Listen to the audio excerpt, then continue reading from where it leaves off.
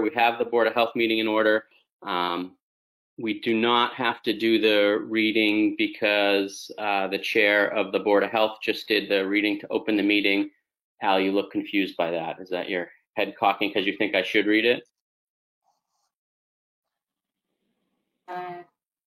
No, Brett, you're correct. We can drive on. Okay. I think you have to read. Oh, you doesn't? Oh, okay, fine.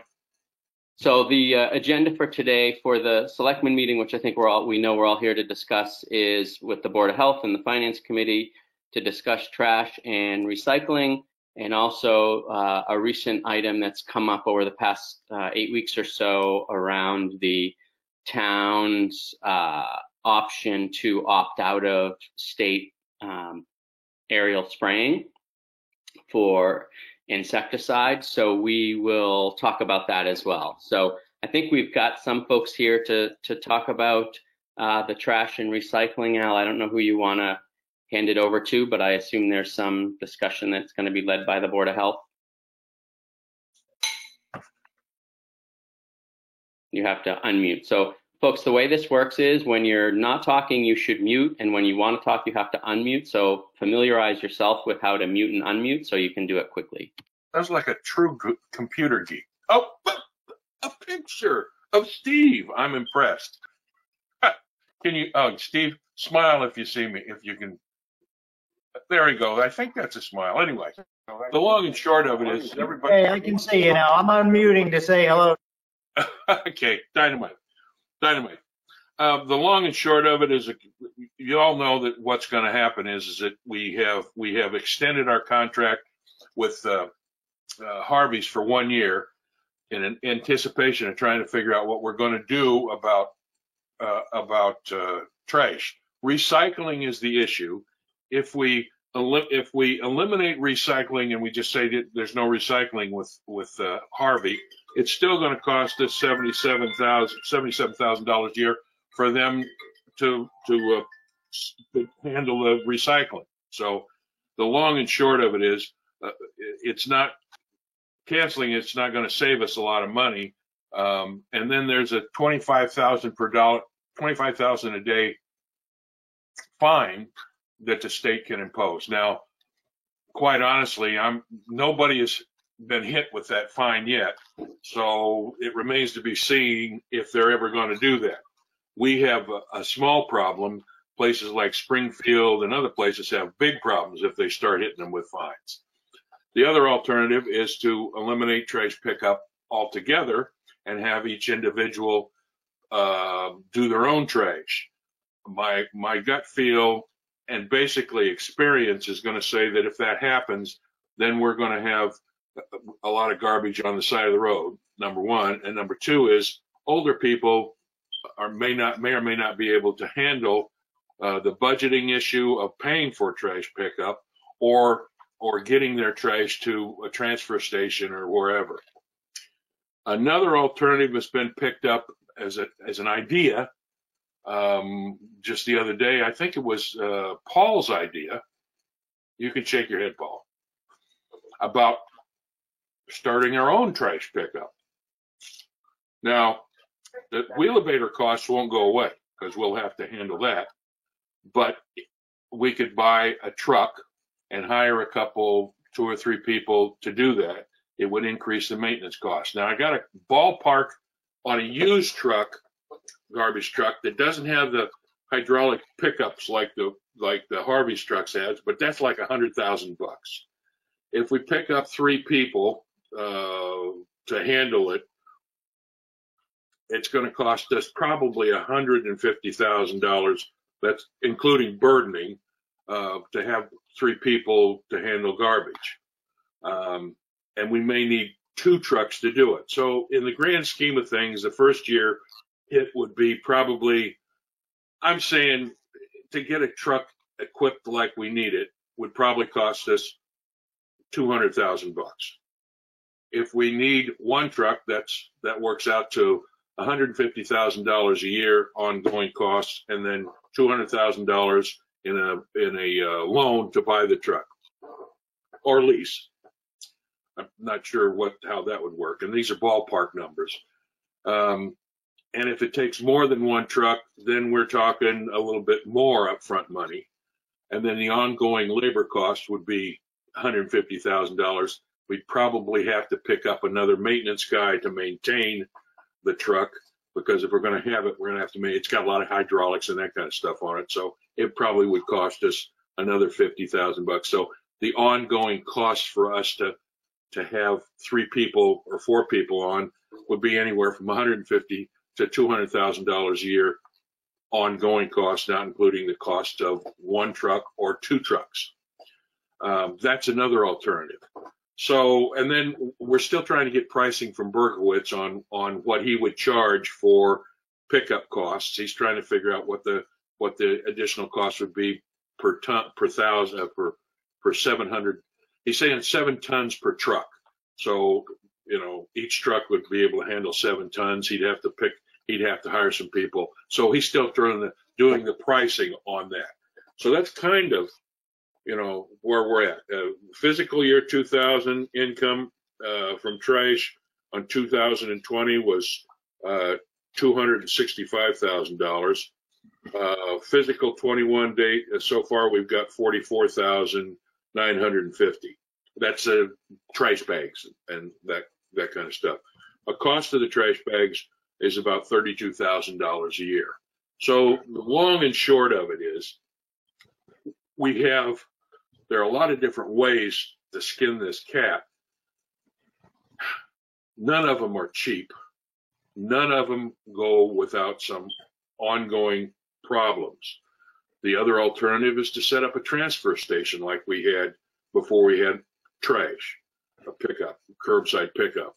But then we'd have to find a location, and that has to be transfer station has to be cited by the state. So there's a lot of state involvement if we decide to go with a transfer station. So generally speaking, we got a whole bunch of issues. None of them are cheap. None of them don't bring along additional problems if we do it. And the other big thing that I think is significant, and it will probably be a bigger problem than anything else, is once you give something to people, it's tough to take it away. People are happy with the curbside pickup. If we take that away, then we've added a burden to a lot of citizens on what they're going to do with the trash. So, that's kind of where we're at. Any questions? Go ahead, Paul. Go ahead, Mark. Al, I don't disagree with anything you said, and yes, we did kick that idea around about buying a truck, and between the two of us, we said, geez, that's probably not going to be a worthwhile thing to pursue. But the reason we're here tonight, I guess, is to kick this around, because this situation that we find ourselves in is really not sustainable.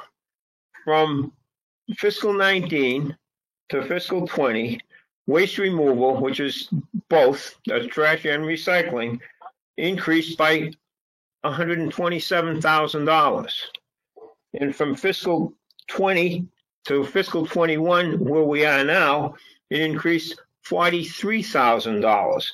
So in 2 years, this has increased $170,000. All right. Now, if you look at it and you say, well, the appropriation this year is $565,000.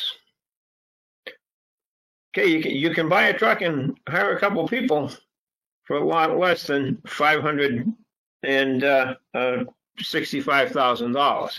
Well, I understand the issues, that are greater than that. But we're going to get to the point where we're going to resolve this tonight. But at least we're going to have the conversation. The other thing I'd just throw out there, is there any way you could make this an enterprise account so it will be self-sustaining? Well, My first guess is not, but go ahead. I don't think we want it to be an enterprise account for a whole bunch of different reasons. But you don't forget, we have $120,000 worth of Wheelabrator disposal costs that go in there that you can't take out.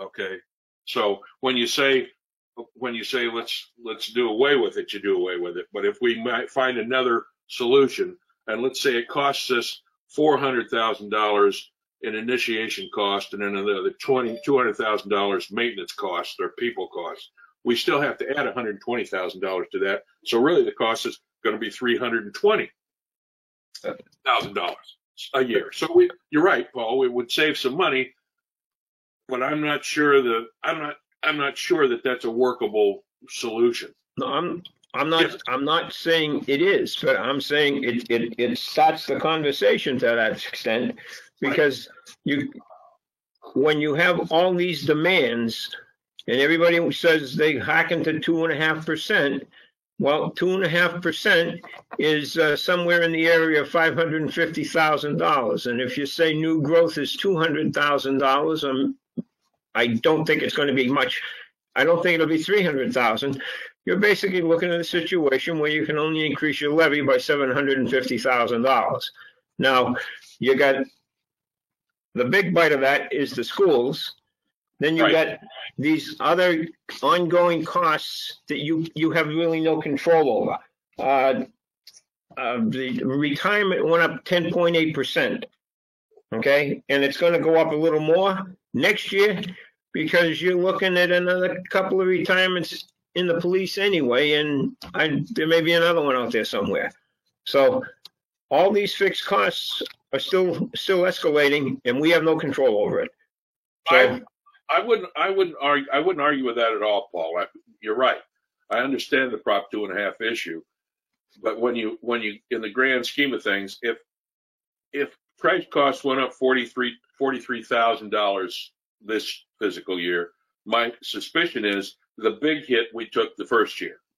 It's not going to be as big a hit following on in the next few years. I think we took the big hit was last year. But that being said, I'm not sure there's an easy way to do this, and our costs we're not going to do away with a lot of costs. We may save ourselves $100,000. We may save ourselves $200,000, but the ongoing problem that it drags along with it may be just as significant. If we do, for example, if we do away with recycling, okay, we say we're just going to pick all that stuff up at one time. Then what happens is we're exposed to a fine. Now, has anybody been fined yet? No, that hasn't happened. But we all know Massachusetts, and if they can figure out a way to get some more money from us, they'll hit that fine deal. They'll go for that fine. The other alternative is that your approach has to be satisfactory to them. Having people haul their trash to another place may not be a solution that's acceptable to avoid the fine. Not sure. All this stuff is sitting in the air, you know. Could I weigh in again here, Brett? May I?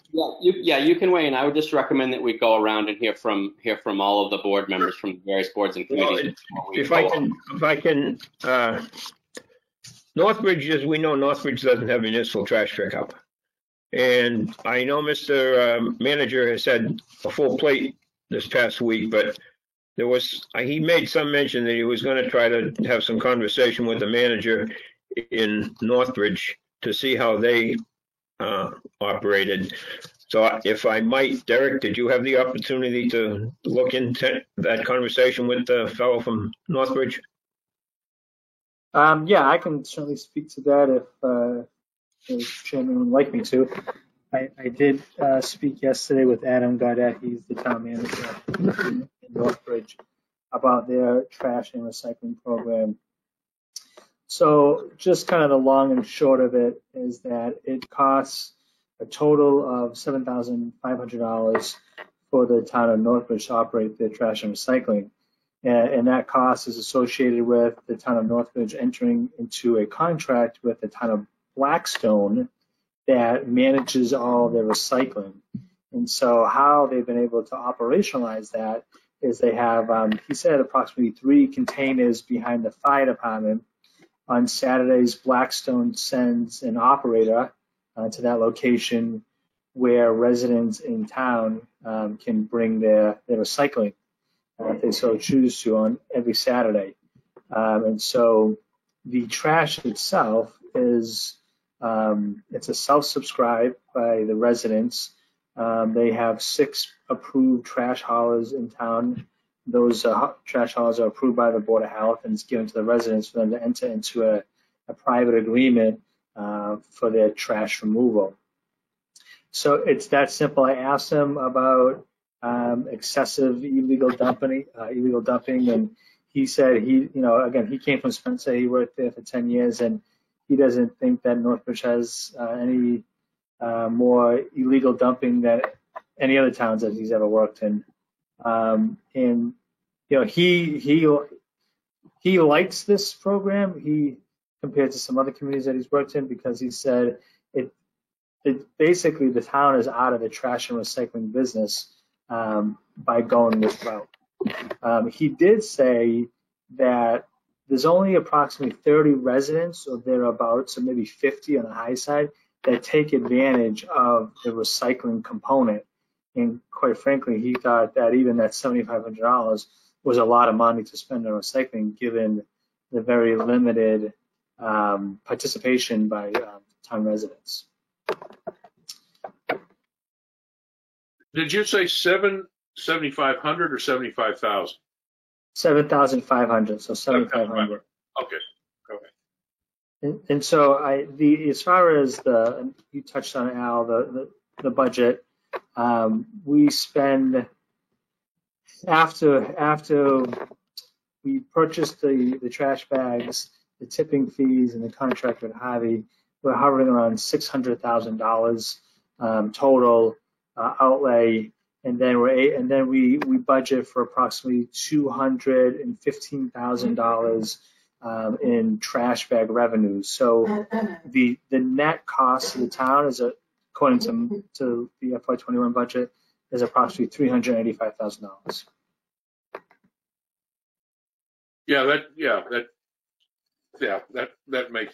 Those are good numbers.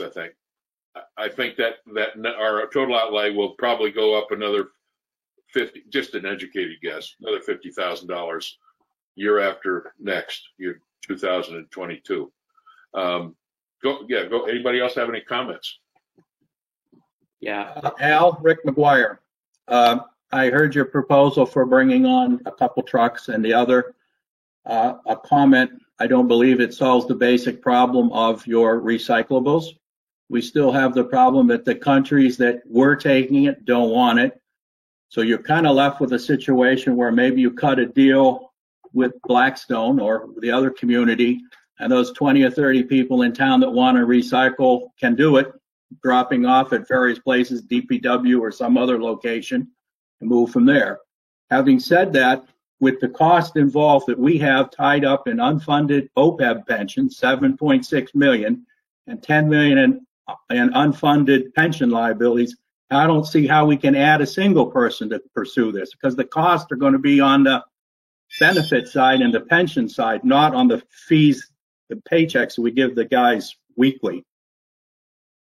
Yeah, that's why I said that the burdening of that is when you say you hire somebody for $30,000 a year, that doesn't include any burdening, meaning what you're just talking about, retirement and all that kind of stuff. You're absolutely right.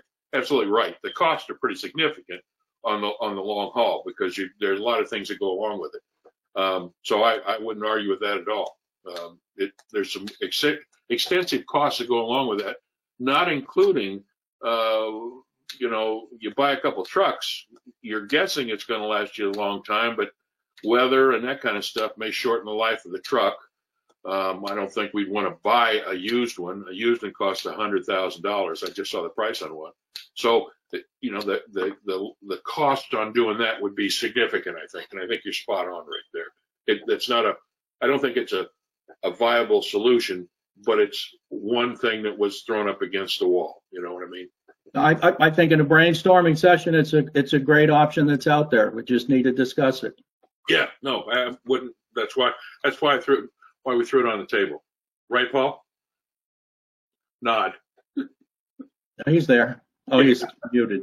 Yeah, that is correct. But again, Al, to that point, it's a piece of equipment that's dealing with hydraulics. And Mr. Matalian, I'm sure, will agree that when you're doing something with oil and hydraulics, and there's a lot of things that can go wrong with that truck. So, Absolutely. I wouldn't argue with that at all. We don't need to pick up more liabilities on maintenance costs. I think, because what happens is you can predict what the costs are going to be, but generally speaking, you're never close. And as you say, hydraulics add a significant amount of maintenance issues. Do you want to hear from other folks? Yeah, if I could jump in for a little bit. Yeah, certainly both of you have mentioned that as far as trucks, hydraulics, whether it's, dump trucks with sanders on the back, tow trucks with bodies and booms on the back. Certainly it gets complex maintaining them, and, repairs can get quite costly. Certainly wouldn't be looking to expand, any operations. As Mr. McGuire mentioned, we've also, and Mr. Flaherty mentioned earlier, we've got a, large unfunded pension liability, and our Worcester County retirement contribution is going up by over 10% each year. So I don't think that's a road we want to travel down. Just kind of browsing through our budget presentation, Al, you had mentioned that $120,000 in the budget is Wheelabrator.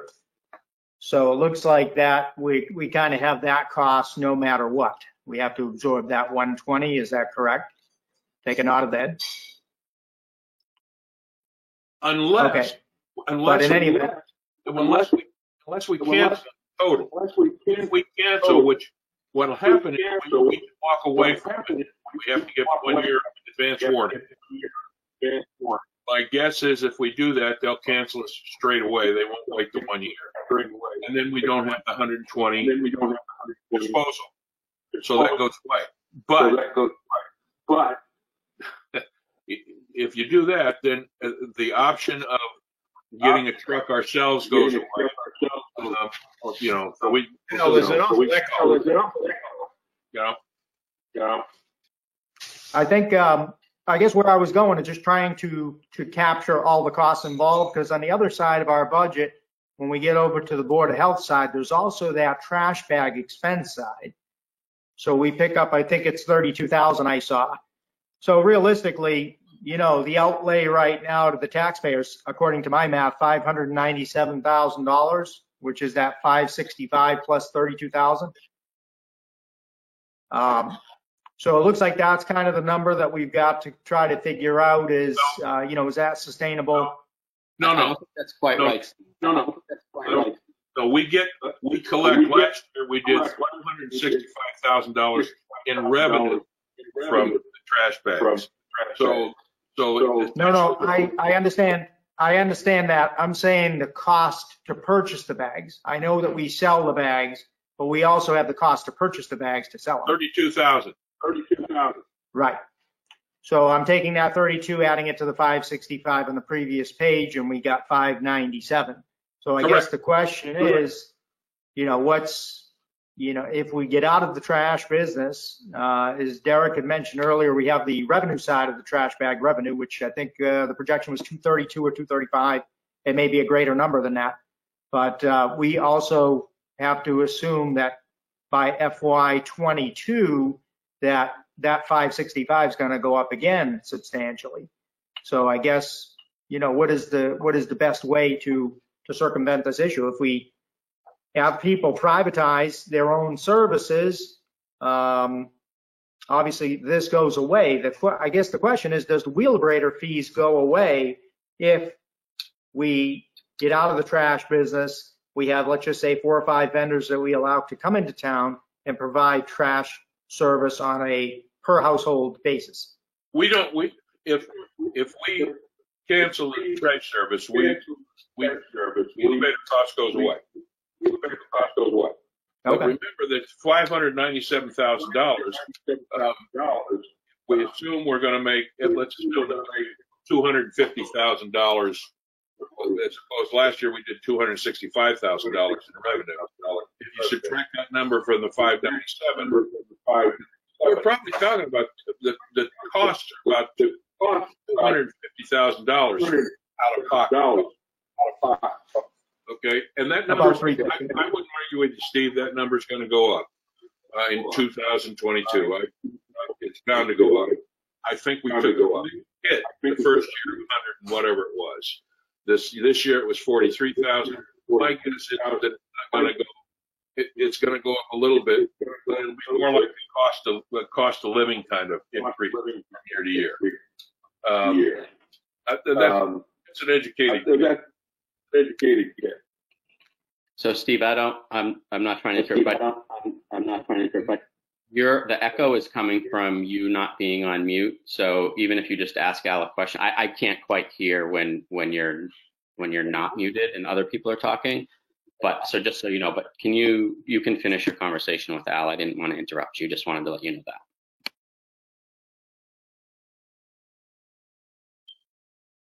So I was muted. Are you saying it's interfering even when I'm unmuted? No, when Al was talking and you were waiting for Al and you're not muted, it echoes. I see. Okay. All right. Well, anyways, that was really ultimately the point I was trying to make. So again, we're still talking about that delta of $350,000. So, if we have an opportunity to save $350,000, the question is, and then let's just say we're going to offset that with a $7,500 expense to enroll in a recycling program with Blackstone. So 350 now becomes, 342.5. There's still a lot of money to be saved there. So is that something that, is that the direction we want to head into? I have a couple comments and some questions. So the 350 we're talking about is significantly less than that, right? Because we've been paying some amount ongoing forever. So what was the amount before the significant increase 2 or 3 years ago? In my brain, it was, $150,000 or $200,000. Al, do you know what it was before the big increase? I don't know what the exact number was. Paul's probably got that over the top of his head. I think it was 175. They went up 175,000, and then you had your barrel cost. So I think we were like 225, and we went to 375. Right. Yeah. Paul's got it. I do. Yep. In fiscal 19, the waste removal budget, the waste removal cost was $395,000. And in 20, it went to 522, which was a 43% increase from the prior year. Okay, now, so the reason I asked that is just because I want to be clear. We're not talking about saving $350,000 from a previous baseline, right? We were already paying upwards of $200,000 or $395,000 a year. So really, what we're talking about is about $150,000 of additional cost for our trash and recycling program. So I just want to make sure that people are clear that the number that we've increased to the tax base because of the increased cost coming from the market is about $150,000 a year. No, yeah. It's more than that. Okay, $200,000 a year. It's not 350. 170. It's what? 170. It went up 127 from 19 to 20, and it went up 43,000 from 20 to 21, which is 170,000. Okay. In 2 years. $170,000. So, what we're talking about is, maintaining a level of service to our residents that's costing us $170,000 a year. From my perspective, it's while we all can agree it's a bitter pill to swallow, I think it's a pill we have to swallow. To me, the notion of buying trucks and staffing a trash hauling and collection business wouldn't save us anything in the long run. The insurance, the additional costs, the OPEB, the staff, it's just, we don't know how to run a trash business. And so I don't think that really buys us anything. So from my perspective, and my vote, right, I would take that off the table. The Northbridge model, while it sounds compelling to say, hey, we can do something for $7,500, the reality is that in Northbridge, 30 to 50 people recycle. I can't imagine that in the town of Upton, people would be comfortable with us not recycling. And I wouldn't want to ask the people of this town to go every Saturday to Blackstone or to the DPW to drop off their recycling. I feel like this is a green town. People in this town are much more committed to the environment. I understand the market dynamics of what's going on with recycling, and it may or may not be getting recycled, or 60% doesn't get recycled, or whatever it is. Maybe it's perception. It doesn't matter. I think we're going to be hard pressed, and I would never try to sell to this town that we're going to make them go to the recycling center at the DPW every week. So for me, that one's off the table. The Northbridge model, the private model. Again, from my perspective, I would take that off the table. I think that most adversely impacts our senior citizens and folks on fixed and limited incomes that don't go through a lot of trash. So that's one factor. The other factor to privatizing is it's just an extraordinary disruption to the level of service we've provided to people in this community for quite a long time. So, for $170,000 a year, versus that disruption and very limited savings for most people, and a lot of extra costs for some people, I don't think that would be worth it. So my take is, again, it's a bitter pill to swallow, and I don't like it. But from a level of service perspective, I don't see any better option than just biting the bullet and paying the extra costs that we don't have any control over. Anybody else? If I could jump back in here real quick. Again, I understand what you're talking about, Brett. You're talking about a delta. Ultimately, you're talking about a delta increase of 170,000. But what we're talking about is a $600,000 burden on the taxpayer, offset by $250,000 in revenue.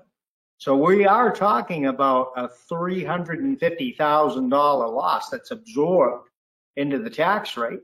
Now, when you look to our neighbors, we always look at Hopkinton, we look at Westboro.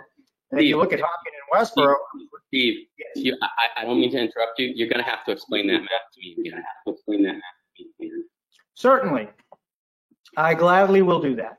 Thank you, sir. If you look at your budget presentation, can you hear me okay? Yeah. Can you hear me okay? Okay.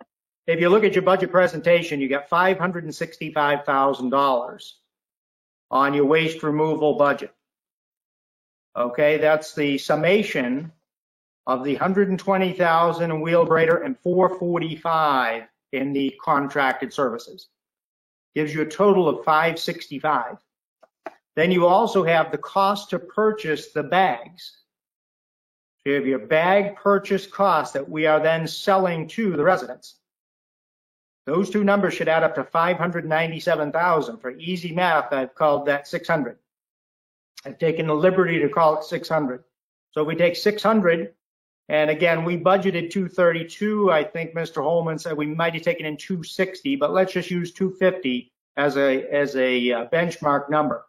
Again, for easy math, that's $350,000 in arrears. Now, right. So, but prior to that, Steve, we were already paying $200,000 a year for the contract. Well, what's we got going on here is Brent looking at one thing and Steve looking at another. You're comparing apples to oranges. Steve, you're talking about total cost in the budget, but your numbers are pretty good, Steve. I'll give you that. They're pretty good. And Brent, your numbers are based on the delta from one year to the next. So he's talking about total numbers, and you're talking about the delta between year 2020 and 2021, which is a $43,000 increase. Right. I'm talking about the incremental impact. Right. So the taxpayer essentially sees this year a $43,000 increase, among other things, in his tax burden because of trash. He's already been experiencing, the citizens have already been experiencing that number going up on a regular basis. 2 years ago, not last year, but the year before last, it was a real significant hit. So in the course of 2 years, we had $170, whatever it is, $1,000 increase over a 2-year period. I do believe that the increase next year is not going to be $140,000. 140 or 150. I think it's going to be closer to the $40,000 or $50,000 increase delta. Now you can attribute that to the price of tea in China is going up. I mean, costs go up year to year. It would be nice if we could level fund, but it doesn't work that way. So what we have is we have two different visions. Steve's vision is we do away with it entirely, which is one way of looking at it, Steve. Your vision is, look, for another $40,000 or $50,000, it's something that the citizens have already been experiencing. And we, like I said early on in my presentation, it's once you give somebody something, it's hard to take it away. And the impact is also going to be on the elderly, because they're the ones that are going to, they have fixed incomes, and they're the ones that are going to have to figure out how to come up with $400 or $500 or $600 a year to have their garbage picked up. And that's about what it's going to cost. I mean, I personally pay $81 a quarter for my garbage. Harvey's picks mine up. I pay for it for obvious reasons. Love to hear. Go ahead. So I would just say I'd love to hear from Maureen or Ted and get some other perspectives. Yeah, that'd be good. Yeah, I'm with you. Maureen? Well, I would like to look at other options. I'd still like to look at that Blackstone option for the recycling, but I agree with Steve. We don't want to go into the trash business for the town. I think that would cost us more than what we're paying now. But I think I'd like to do some brainstorm. There's got to be a way that we can save. Do we pick up the condo association trash? Do you know, Al? Al, you're muted. You're muted, Al. Don't know the answer to that question. That's a good question. I don't know the answer to that one off the top of my head. I could find out. Why do you ask, Maureen? I can find out. Give me a minute. I'll call some. That actually should be paid by the HOAs on these condo associations and townhouse associations. No, Maureen, Brett, not to interrupt, but I know for a fact, based on the planning board, Al, you might want to listen to this, that I know Rockwood we do not pick up, and I'm 99% sure Upton Ridge we don't pick up. The planning board's been pretty good about making sure that these private developments have to do their own trash. Al, I can verify Upton Ridge in the HOA fee. It is part of, trash pickup is part of the HOA fee. Okay. So they don't get town pickup. So we don't cover that. Oh. Okay. I don't know about Fieldstone. That I could call, but there's not a lot of residents over there. That's a good point, though. Good point. Fair question. Right. Just as a note in passing, if you went to everybody went to their own private hauler, you would eliminate the need for trash bags. Correct. So you're losing an expense, but you're also losing a receipt as well. But, what's the greatest good for the greatest number at that point? Well, we would take a hit of about $200,000 in revenue, which goes to offset the trash cost. And before anybody has an idea of increasing the bags, the price of the bags, they're already pretty much as high as we can go with bag costs, I think. Because we've done that compared to a lot of other towns. So the price is set there based on what other towns are averaging on their costs. Just another quick idea to throw out there. What about EL Harvey? I wonder if there would be any recycling options that maybe we could use with EL Harvey. Well, they're relatively close, probably closer than Blackstone, I would guess. Yeah, I think they are closer, but I'm not sure that Harvey would. That's an interesting question. I don't think we've asked that question if they give us another alternative to recycling. That's a fair question. I don't think we've asked that question.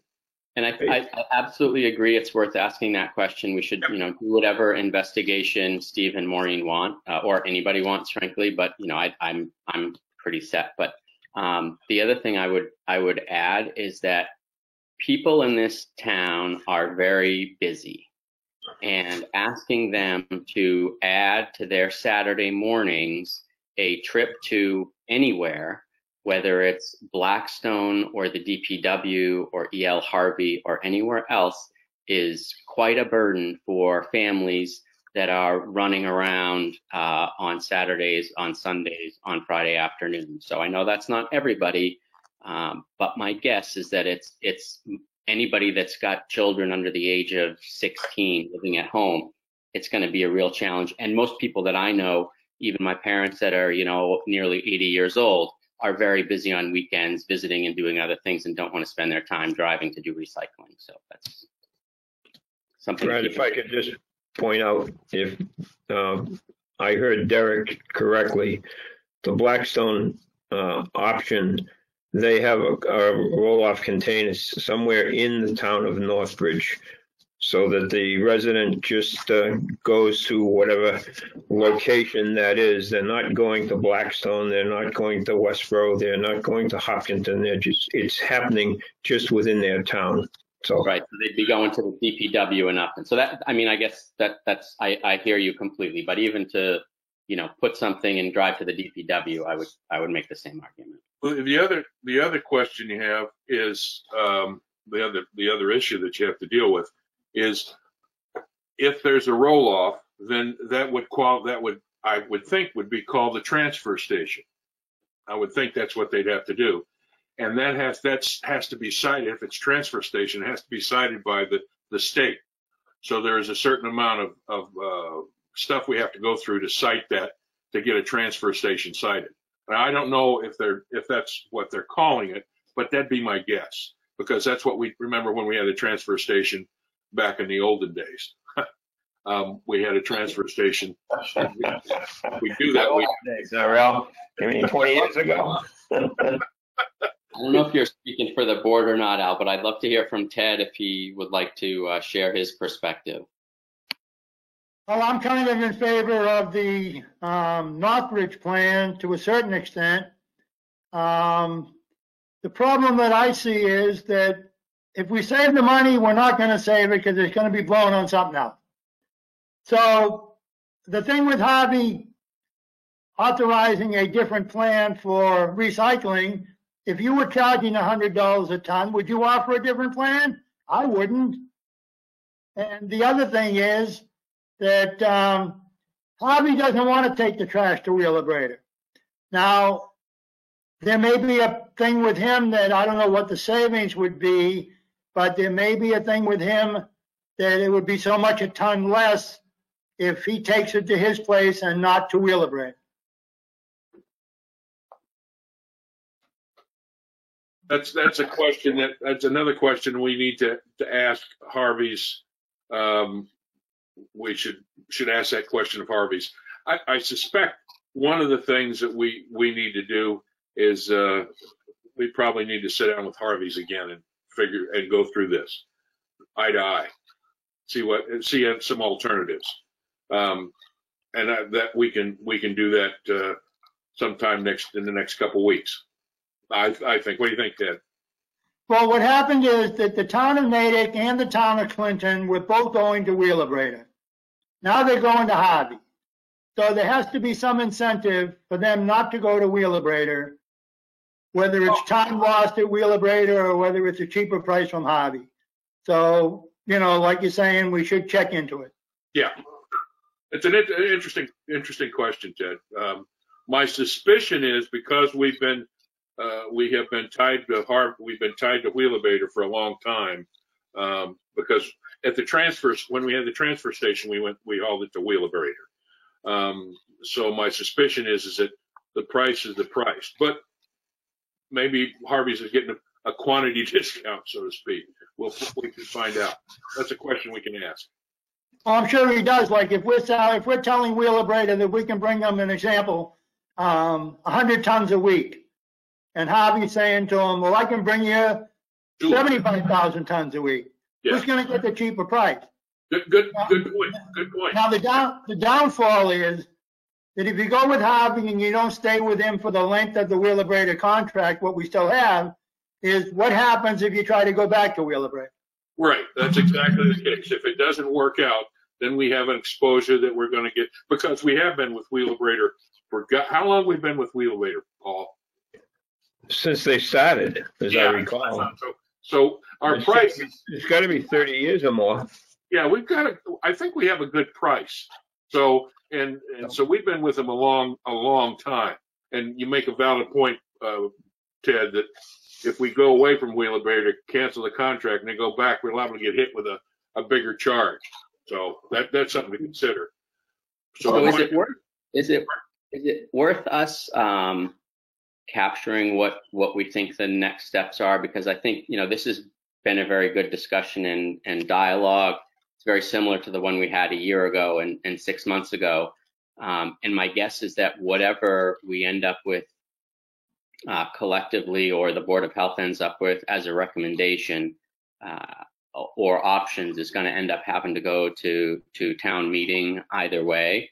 So I guess my question is, and if not, Al, great, let's hear that. But my question is, let's be clear, what are the next steps? Maureen, sounds like you have some questions you want to get answered about other options. People want to look at the Northbridge model, like who's tracking these questions, who's going to follow up, when are we going to get the answers, and like how do we make a decision on this or put this to bed so we can move on? Well, good questions. Generally speaking, the question that goes before the governing body is the budget number. Policies on trash pickup and that kind of stuff. The only thing that the Board of Health needs to have an open a hearing on is Title V stuff. Everything else, we can just say that's what we're going to do, and then the budget goes to the governing body to vote on whether or not they're going to support that particular plan. That being said, we'll give Harvey's a call and talk about other alternatives to the recycling. The dilemma, and Ted makes a very good point. Why would they give us another option when they're making good money on the one we have?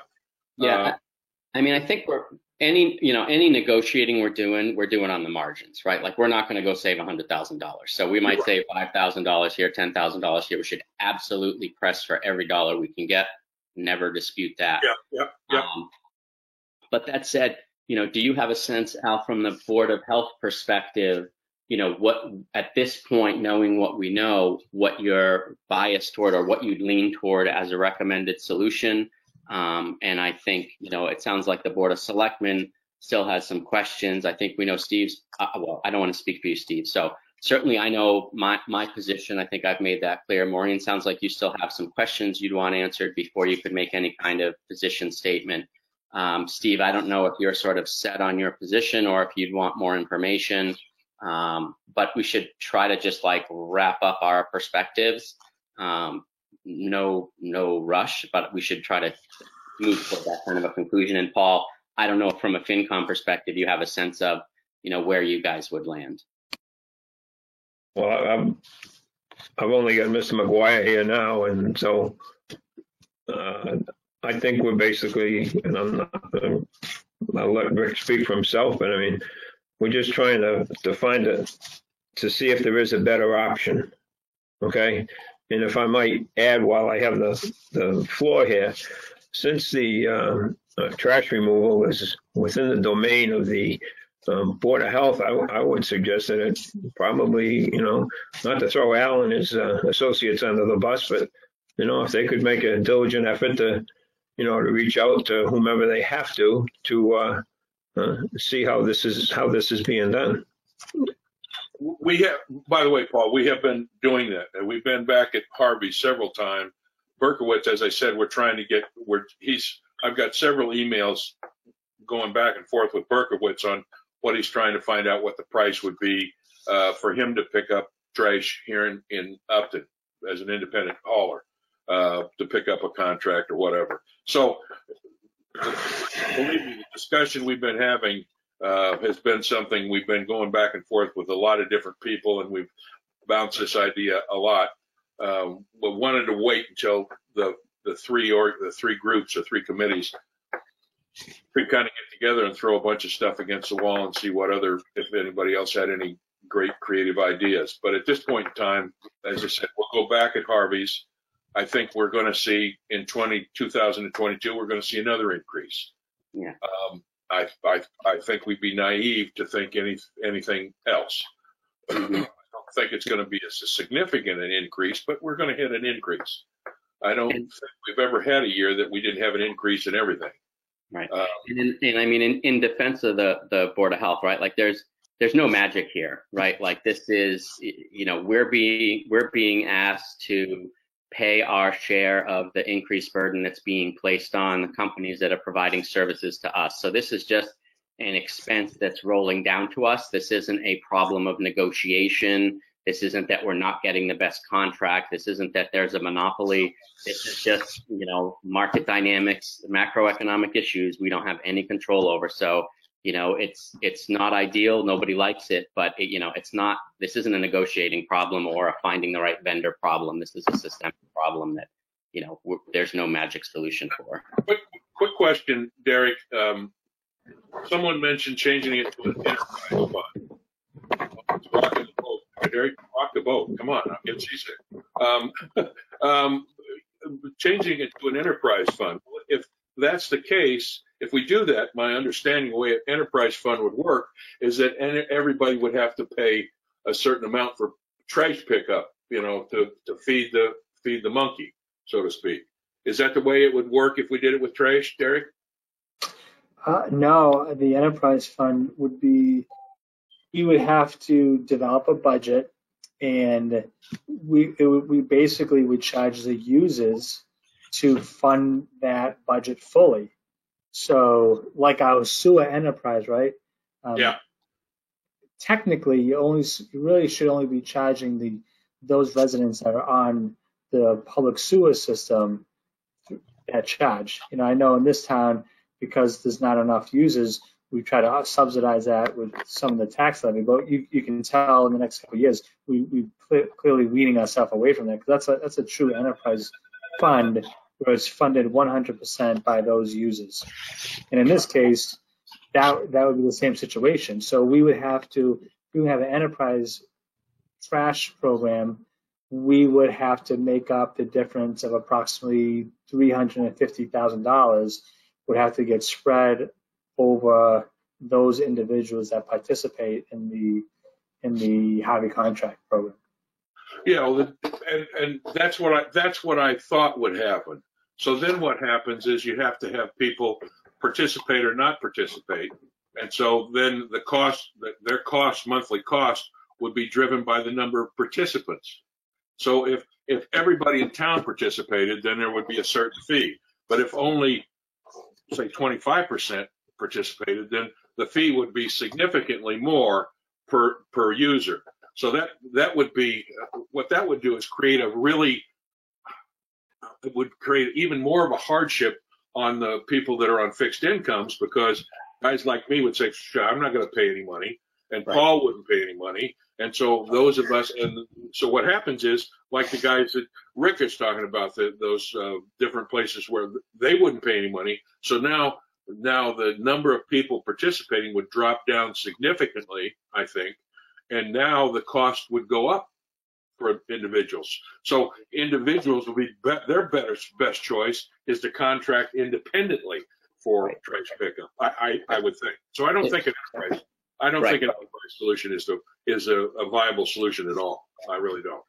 And then the other thing, so I agree totally, Al. Right. The benefit there is if you don't use the town trash, you don't have to pay for it, that's fine.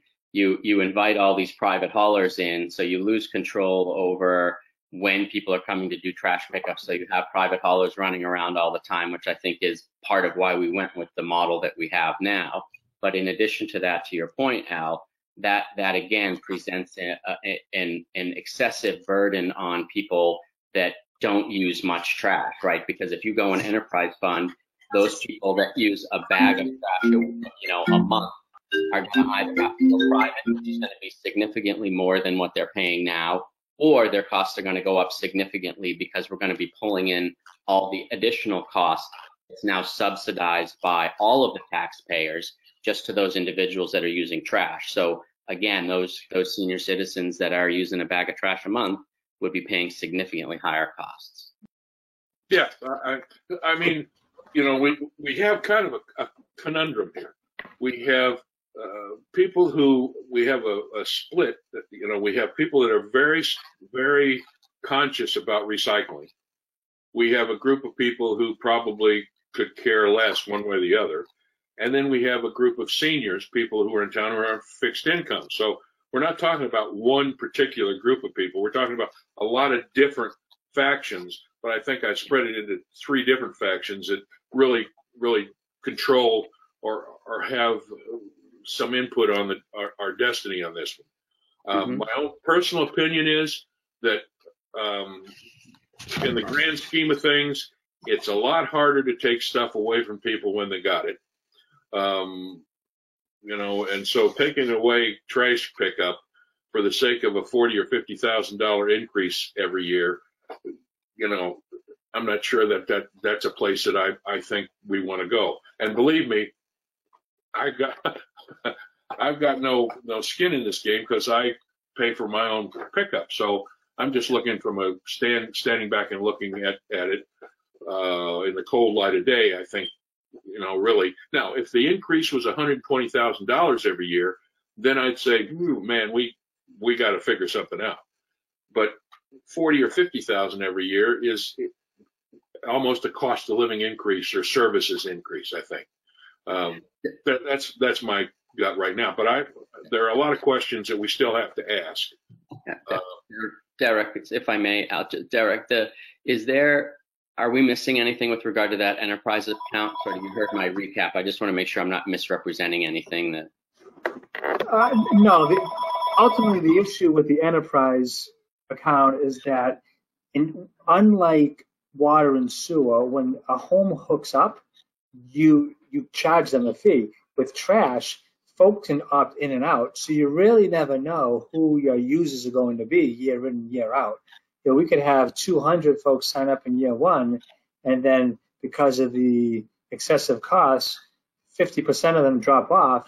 Now the remaining 50%, those costs are going to skyrocket because you have to spread the total cost out amongst whatever users are going to participate. So it's not the enterprise account. If we did an enterprise trash, wouldn't be about the number of hauls in town. It would really be about trying to be able to identify how many people are really going to participate so you can control the costs. And actually what you would end up doing is mitigate that burden on those ones that are participating. Yeah, it's user driven. Is that a model that other towns use or not really? Enterprise for trash, some have tried it. Again, when I talked to the town manager in Northbridge, he brought up one town that tried it, and when they went to like this, they didn't do the true enterprise account, but they basically mirrored that same type of program, and they had to adjust. He had mentioned to me they had to adjust for homes not participating in the program because of the cost. And he said that was certainly the trick in trying to, again, keep a net zero budget when it comes to trash and recycling. He did say some years they actually made money off it. So again, it's a moving target. I think we would probably have to budget some amount of money to have as a safety net in case we don't have enough users signed up into the program. Yeah, I think I think it would be a mind-boggling issue, and it would take people at least 2 years to figure out how it worked. And I think the cost per user would go up significantly. That's my gut feel. It'd be cheaper for them to independently get their own contract, I think. Brett? Yeah, go ahead, Paul. Yeah, and then Maureen. I just threw that out as a topic of conversation as a possible option. in my heart, I didn't think that was, would be a viable alternative, but it was worth the subject of discussion. The other thing is with an enterprise account. Al, were you on the board when we started the sewer, or was that after you? I think that was on the board when we did that. The water was Marcia Paul's deal, but yeah, but they were both at the same time. My recollection, Brett, and for anybody that wants to correct me, once you sign up for an enterprise account, you have to be in it for 5 years before you can bail out of it. So exactly right. It's something that you don't go into lightly. Okay. And there are some people around. It's a good option to you, so it's good to discuss it. It's good. Yeah. And I don't think we need to be in an enterprise account situation for the water sewer now, but that's. I don't want to say anything negative, but let me say very clearly that my water bill used to be $47 a quarter before we went into the enterprise account, and now it's $180 a quarter. So if you want to talk enterprise, and I don't have sewer, the people that are on sewer have got to be dying with the cost. So it's great to have options presented and then to knock them down. So this is what we should be doing. So that's great. Sorry, Maureen, go ahead. Well, as Paul said, you would have to stay in the enterprise fund for 5 years, and of course you'd have to contract a hauler, correct? And if everybody begged out, you have to maintain that contract so it falls back on the taxpayers. Correct. Yep. Brett, could I ask Mr. McGuire? He's been sitting here very patiently, and he's the only other member of the FinCom here, so he generally has something comments, very cogent comment. Okay. Just a general statement I have to support, and I agree with Al and Brett. If you ask the citizens, are they happy with the trash pickup and the convenience of it? Everyone is positive. They may not like the price of Al's bags, but they like the service. It'd be very difficult for us to go in and say, we want to take that away. I understand there's cost. It would put an extra burden on the elderly, as we've discussed. But if I step back and say, okay, bigger picture, what else do we have going on in town? If you probably recall that our school board and the school superintendents came back and said for next year, they want to do an override. I don't know how much money. I don't know if they're still heading in that direction. I had the conversation with Derek before, and I think we kicked it around at a finance meeting. We're also coming to the point where, yeah, the cost here may go up another 30, 50,000. We can handle that. But if there's a 1.5 million override, what impact does that do to us? And all this stuff's probably going to hit next year. And as Mr. Flaherty said, we'll probably see another increase in our pension. So I think we had a great brainstorming session, and I really appreciate it. But I think I'm not sure where we are, because it's going to be a tough call ultimately. I wouldn't argue with you at all. The school district is always talking about it. Price increase. Steve, shut off the microphone. Go ahead, Steve. Go ahead. Did you say I was up? Oh, I wanted to mention about the enterprise fund. I mean, it's food for thought, but ultimately, if we're 350,000 in arrears every year, it's kind of a moot point. It could never work as an enterprise fund. So I think it really doesn't, that's not really an avenue I think that we need to spend any real time talking about. Again, you've got to offset revenues with expenses, so that really can't happen. You'd have to double plus, so you'd have to go up probably 120% on your bag costs. So that's not going to work. And then one other thing I was just going to mention, as I'm sitting here and we're talking about privatizing or, what direction to go, Al, this might be something. Let's just say hypothetically you did allow 5 haulers to come into town and work as contractors in town. Would you be selling any sort of a certificate or a sticker or any sort of a licensure fee for them to operate in town? That's a really good question, Steve. I can see the smile on your face. But here's the deal. The deal is the state law is pretty clear about this. you can't charge a fee for much more than the costs involved with whatever you're doing. You know, it'd be nice to be able to say, okay, if you want to call in town, you got to give us $2,000. But the state would say, what's that $2,000 for? Is that a fair and reasonable price? And what happens is, unless you do a really good job of justifying the cost of whatever the fee is, the state will come back and say, nah, you can't do that if someone challenges it. So it's an interesting, because we went through this when I was a selectman. We talked about raising a lot of fees to make a little more money, and it turned out there are limitations on how much you can raise a fee.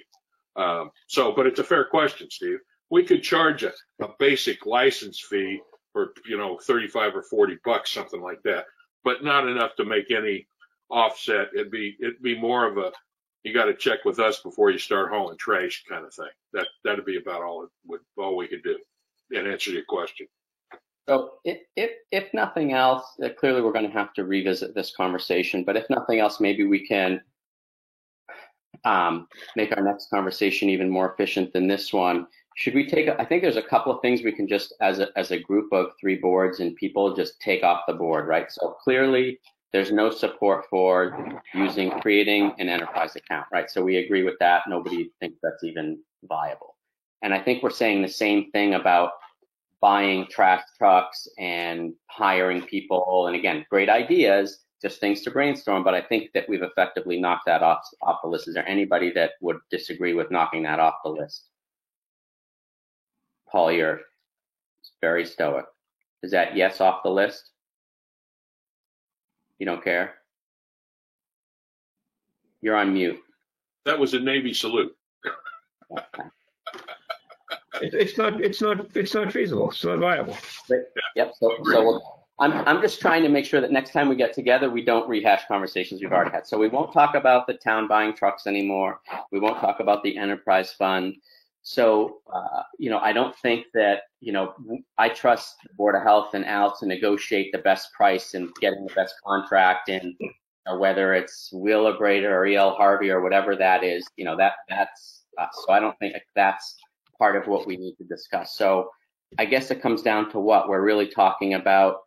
Do we go entirely private? Is there anyone here that thinks that's, because the 2 options I think are going fully private, which I personally don't support, but others may. The other option is like a Northbridge model, which is we do the recycle, people do private, whatever they want to do, the Northbridge model. So can we knock one of those off the list, or do we feel like there's still questions on those? From my perspective, I don't need to consider either one of those, but I don't know what others think. Quite honestly, the Northbridge model, which is $7,500 for recycling, and then then you go with your hauler, whoever it may be. Quite honestly, I'm with E.L. Harvey, and I got 2 bins, one for recycling and one for garbage. So, right. At that point, you're basically going private, right? So the bottom line is the $7,500, I think, is really not, because what the outfall of that is, we'd have to identify a place for them to put those collection places, which would have to be at the DPW, and it would have to be, I believe, we'd have to get it site approved by the state. Unless I find out. Everybody in the town still has to do private hauling, right? Because you still have to have your. Right. There's no big. It costs the town $7,500 when we're $98 a quarter. Yeah. E.L. Harvey will pick up at your end of your driveway. So if that's, and go ahead, Paul. I was just gonna say, so if that's off the table, and others should chime in on this, right? Then really the only thing we're looking at, and correct me if I'm wrong, is keeping the model the way it is, knowing we'll negotiate for the best price, keeping the services as the way they are, or going fully private. Are there other options that we haven't identified or that we need to inquire about? I'm kind of looking at that Northbridge model as a private model. I'm kind of lumping those in together, or some sort of a hybrid between the 2. Yeah, okay. Just a comment, Brett. In Northbridge, those 5 haulers will pick up recycling.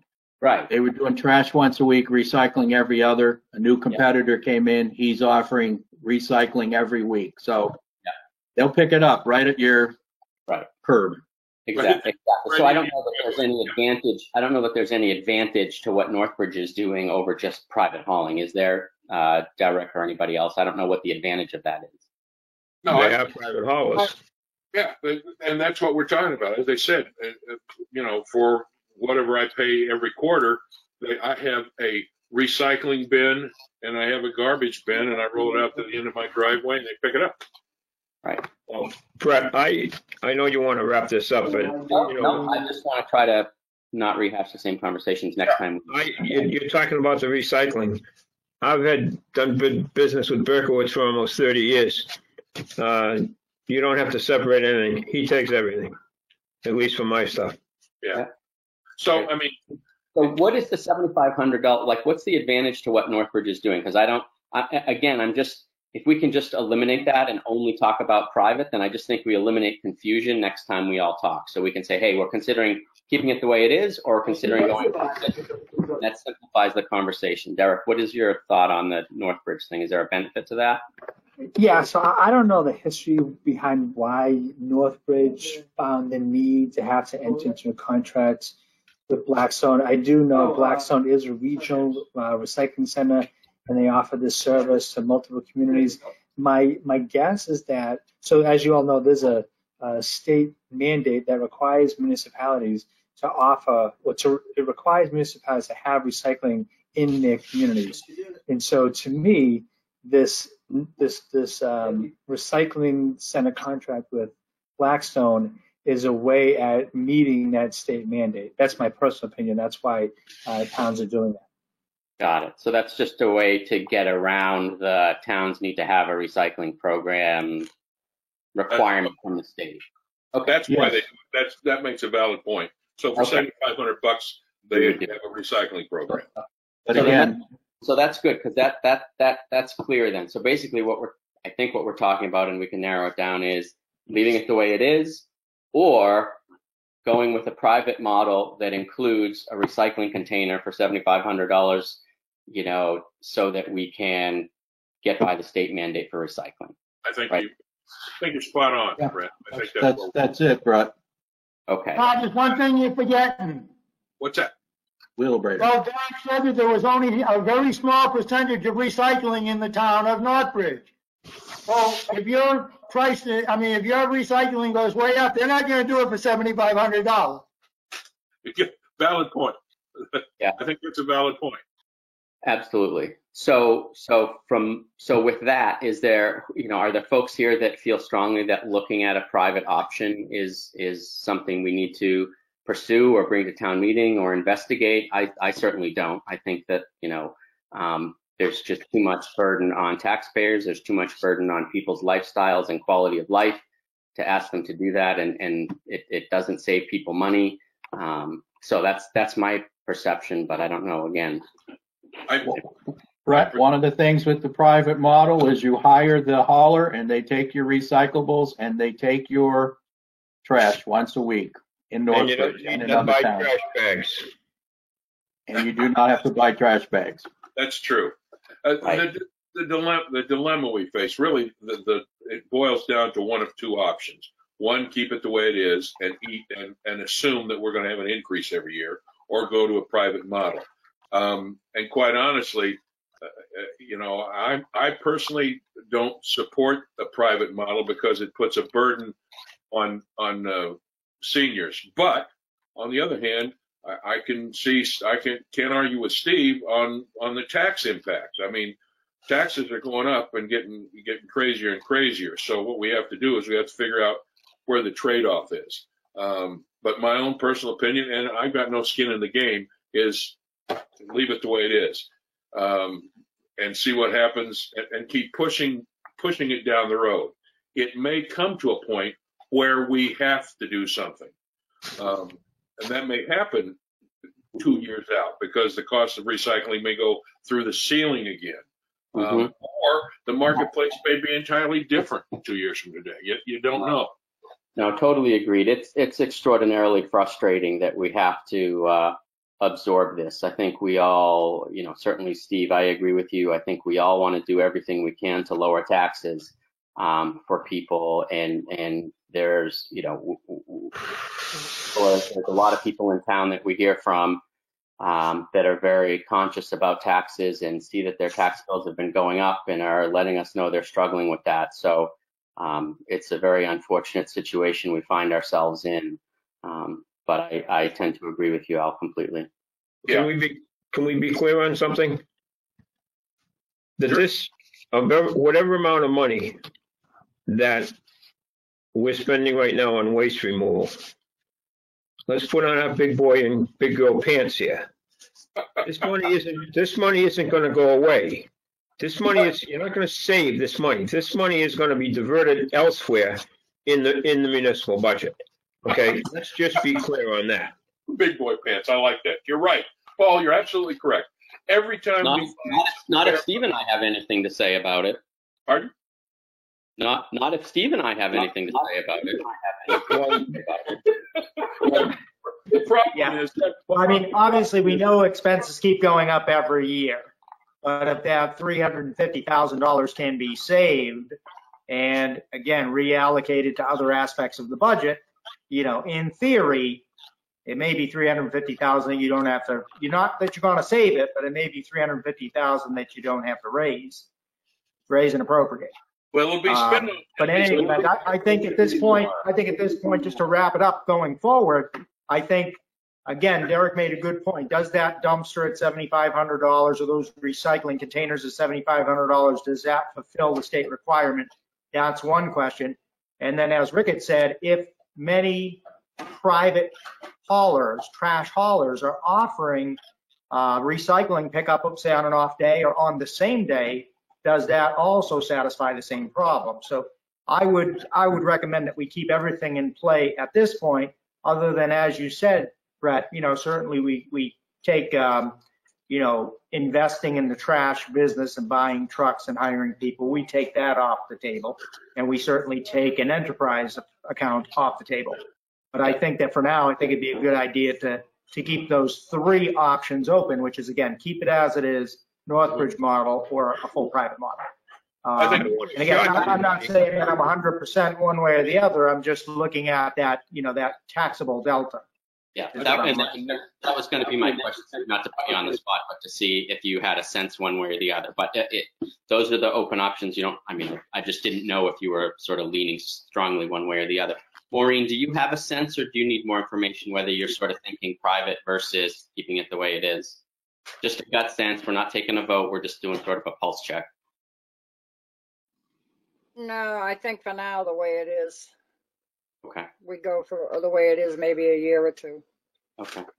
I don't want to shock anybody, Brett, but it pains me, but I have to agree with Mr. Metallian. What are you agreeing with? That we keep these options open. Oh, I don't think anybody's questioning keeping the options open, and we all agree with Mr. Metallian. If he wants to keep the options open and keep the dialogue happening, we should absolutely do that until everybody's comfortable.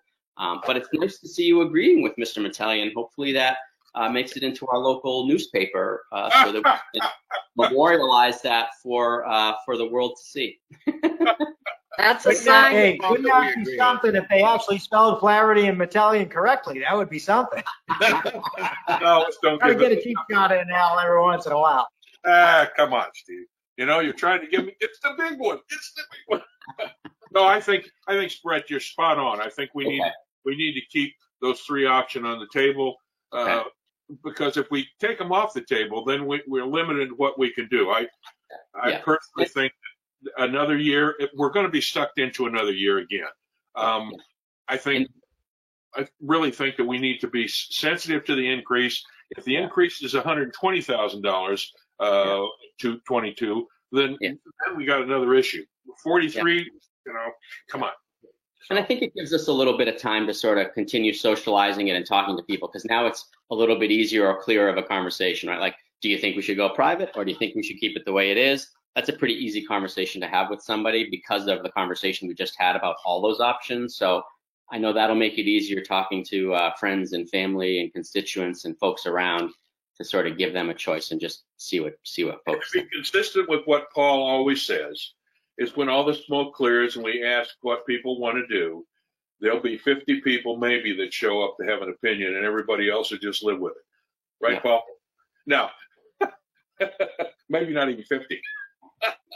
All right. Remember, That's what I was going to say. Maybe 10. and the other thing, So- no matter what decision we make, again, the Board of Health will take action. If we go with independent contractors and walk away from it, then it's up to the citizens to figure out what they're going to do. Yeah. And if we go with the current plan, then it'll be a budgetary item that we'll have to defend at the town meeting when the governing body gets together and vote on the budget. So Right. those are the two processes that will go forward. Okay. I Very think, good. Steve, Maureen, I'll defer to you guys, but I think we're ready to move on to aerial spraying, but I don't know, Maureen or Steve. Anything else on trash pickup? I'm ready to move on. Oh, really? Okay. Yeah. Yeah. Yeah, I think we covered just about everything. We can move on.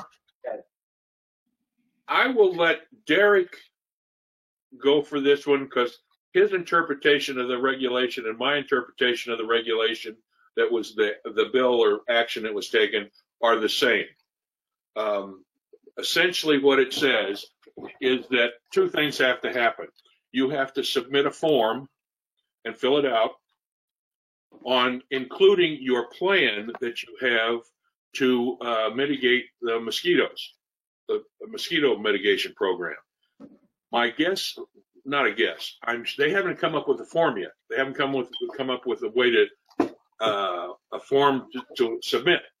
So once they do that, you have to come up with a mitigation program.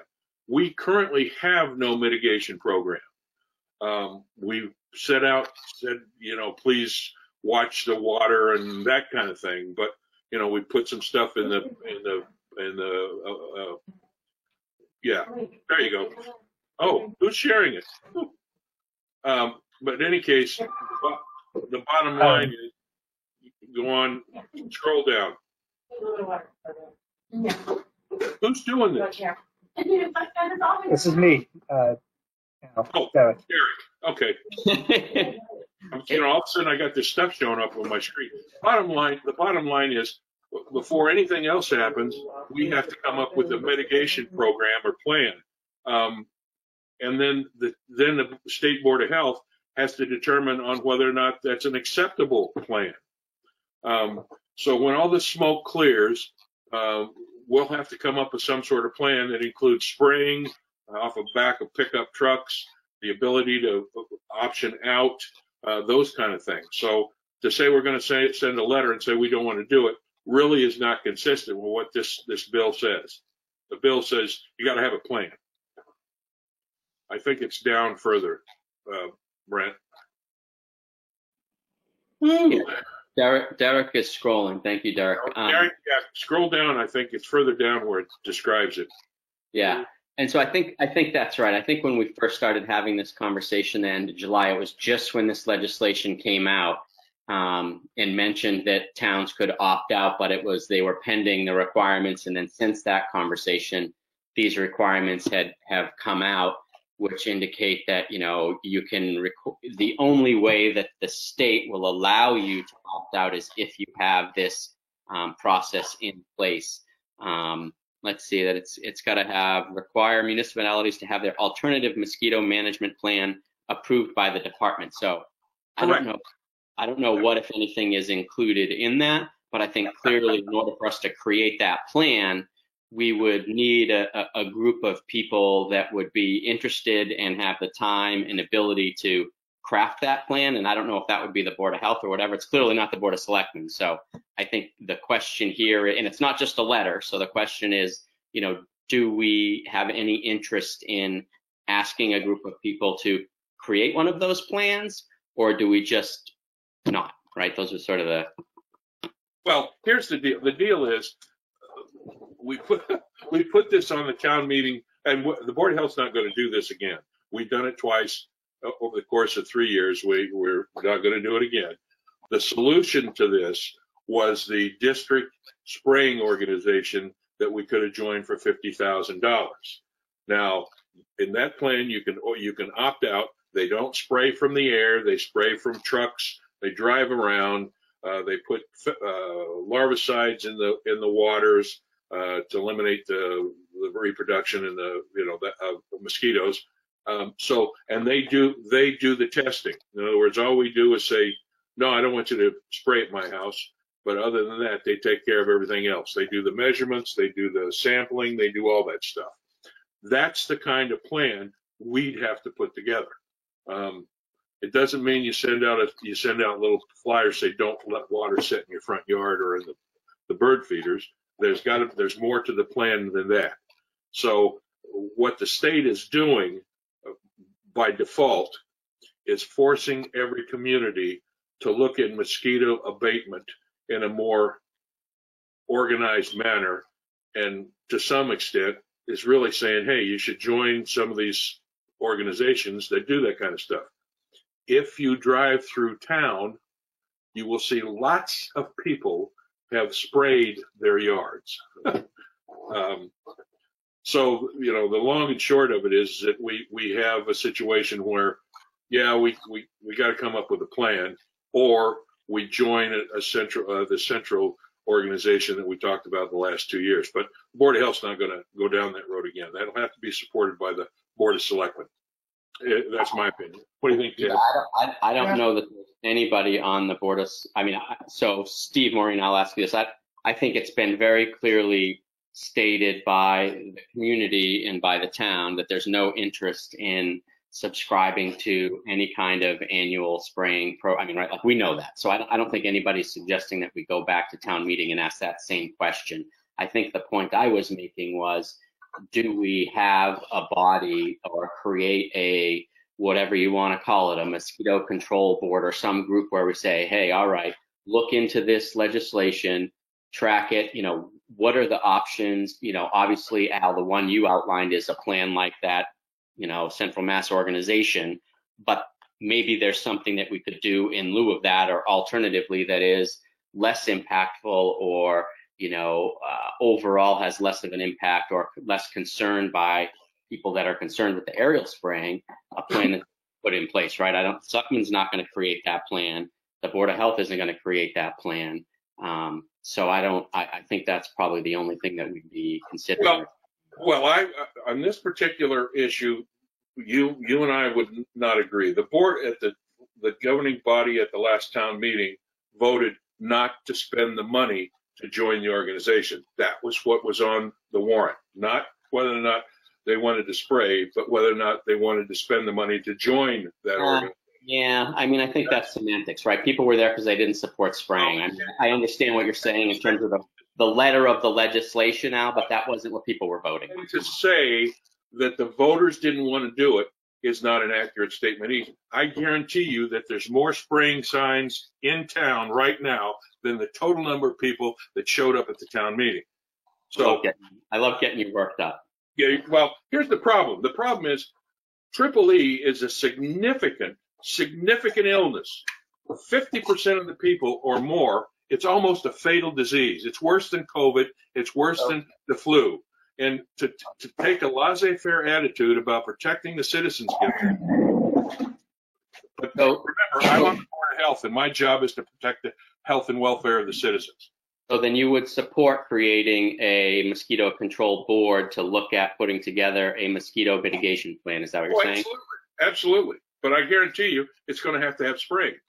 Okay. Well, that's perfect. Great. Steve, Maureen, what are your thoughts? We spray our own product, and I would go that route. It's organic, and I don't think the voters did not want to support the amount of money, but they did. I'm not saying that they don't want the spraying. There are several citizens in town that are deadly against spraying, and that's fine. That's their prerogative.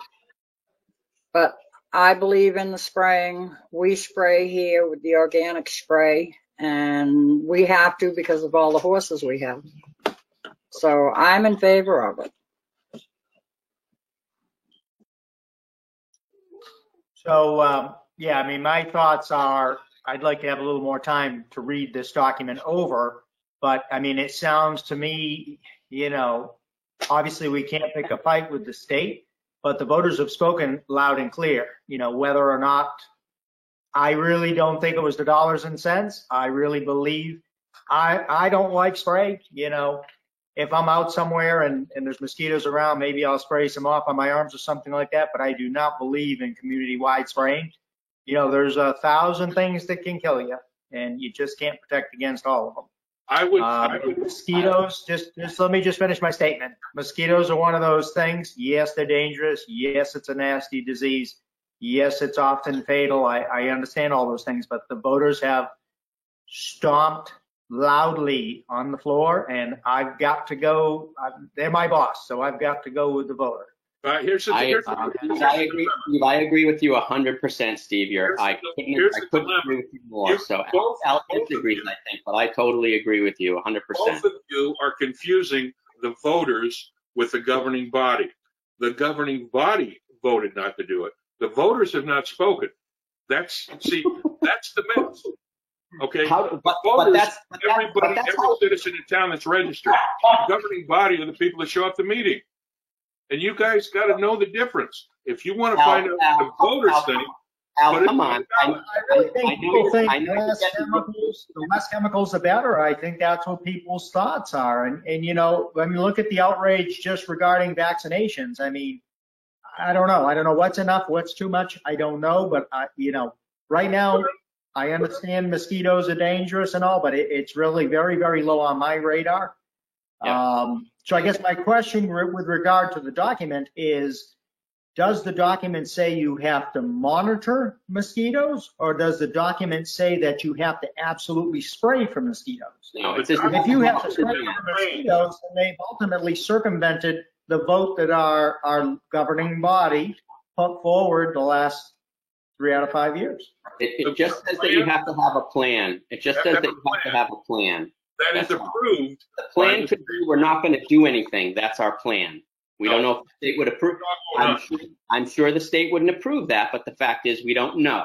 And that's why you would have a mosquito control board to do that investigation and track it and monitor it. We don't have to make that decision today. Al, the past is the past. It doesn't matter. We all understand exactly what town meeting is versus who shows up and the voters in town meeting and the governing body. That's all semantics. The point is that the governing body, if you want to call it that, and not the voters, right? The people in this community that control whether we spray or not in terms of joining that spraying program have said they don't want the spraying. So I agree with you. Control the budget made that decision. The voters at the town meeting who controlled the budget made that decision. Well, who else would make the decision?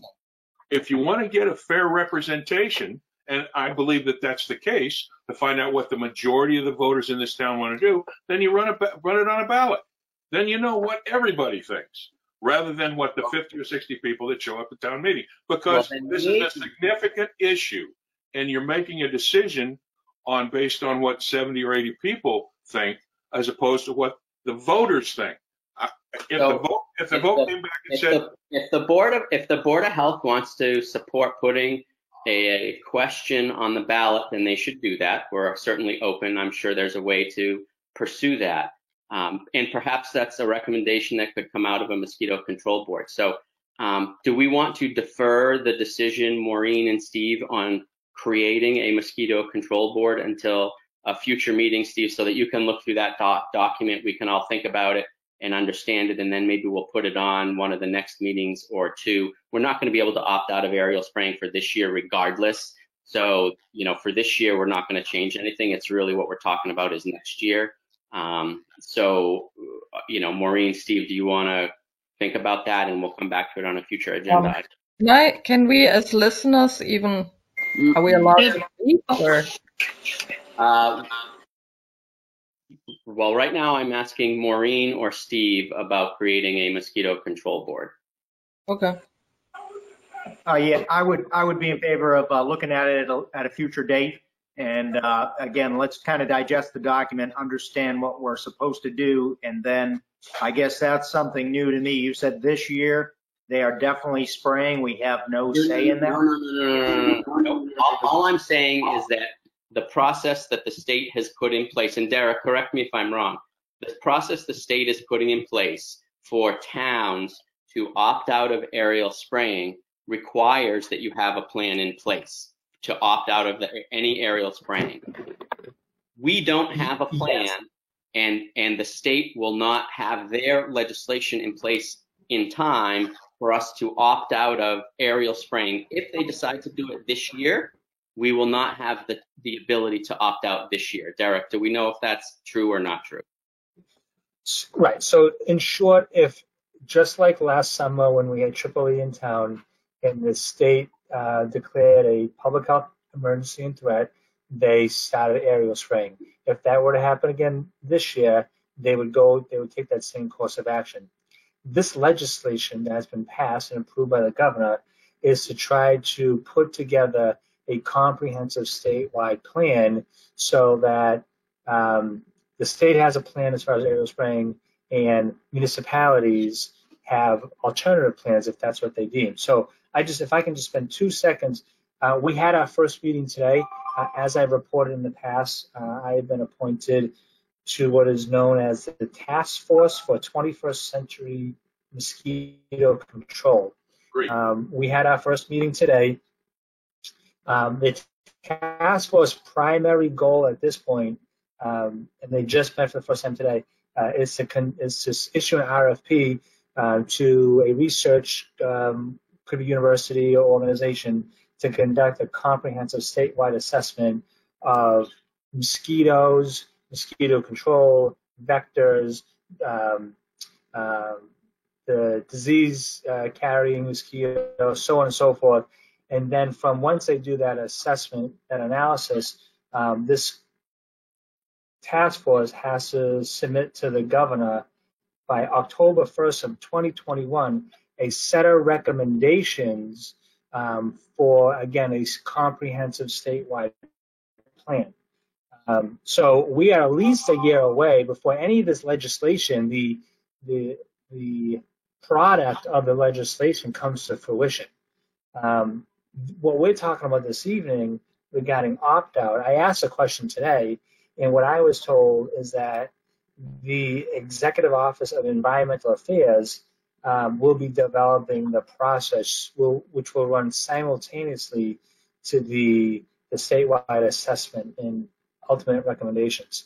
So, and on top of all this, there's no budget set aside for us to do our work, as you can imagine. So what we're talking about today is really, it's great that we're talking about it, but we're probably 3 steps ahead of most other municipalities in this sense, because the process hasn't been developed by the Executive Office of Environmental Affairs yet.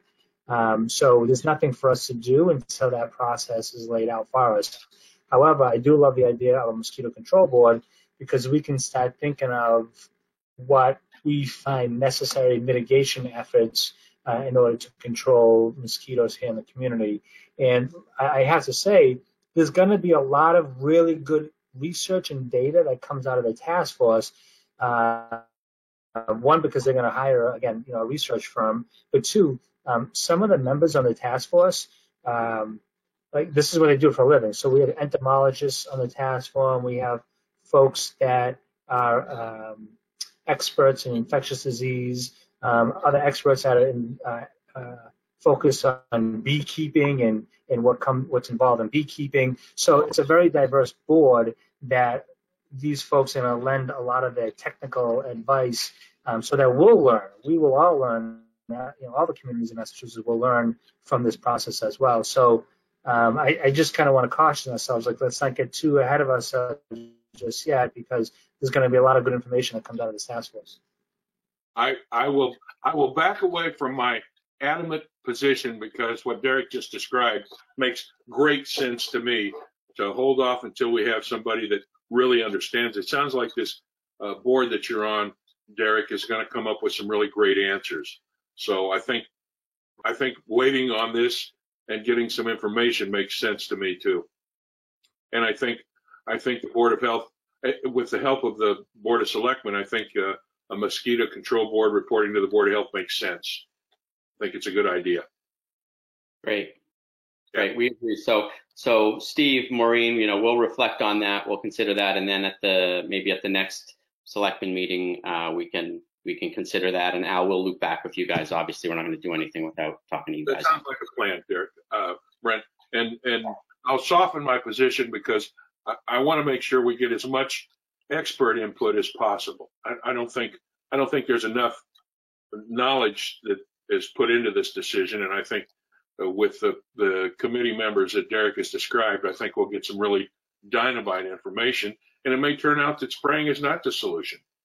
That may be the case. But at least we'll get some informed, intellectual, and intelligent information as opposed to just taking wild guesses.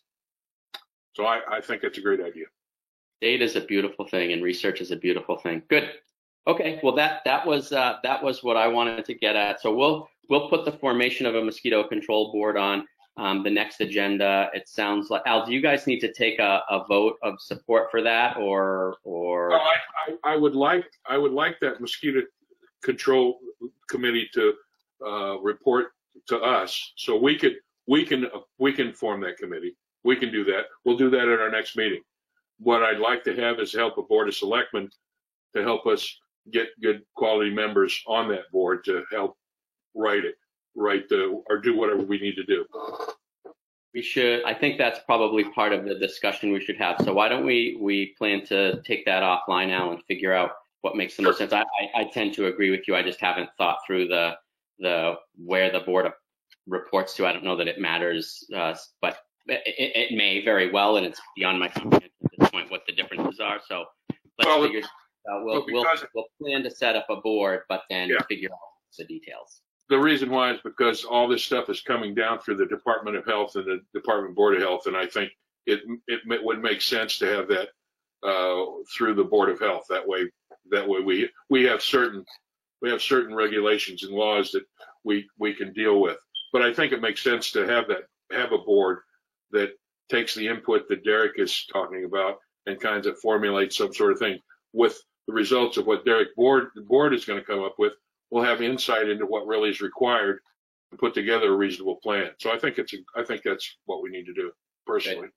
Derek, what's the difference from sort of a legislative person? I don't know what you call it, but having a board or a committee report to a separate elected board, or one versus the other? The Board of Health can set up subcommittees also, because we're an elected board, so we can set up a committee. Of course, I know you can set one up. I'm just asking Derek what the impact is in terms of anything. I don't know what the implications are one way or the other. I guess it really depends what the expectation is from the board. If we're just expecting them to do some research and formulate ideas and a plan to report back, ultimately, in this situation, just like thinking about the mosquito control districts, a lot of this is under the authority of the Board of Health. Right. And so therefore, in this situation, when we talk about vectors and other mosquito-borne illnesses, it really should be led by the Board of Health. And as Al pointed out, the boards of health as a whole have immense statutory power, unlike any other board. And so if they choose to take this information to hold a public hearing, they certainly have that ability to do just that. Yeah.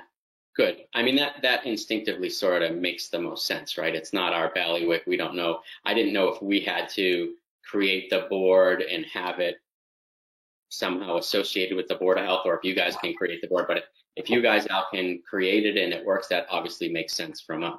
We'll need your help to inspire people to participate. Yeah. I think we've got some people on the phone that would be more than happy to help. So. I absolutely understand, and there's some very good people out there that have opinions on it. I think we need to have some balance, and it would be good to have one of the Board of Selectmen be involved in it also. So you guys figure out who you want to be involved in it.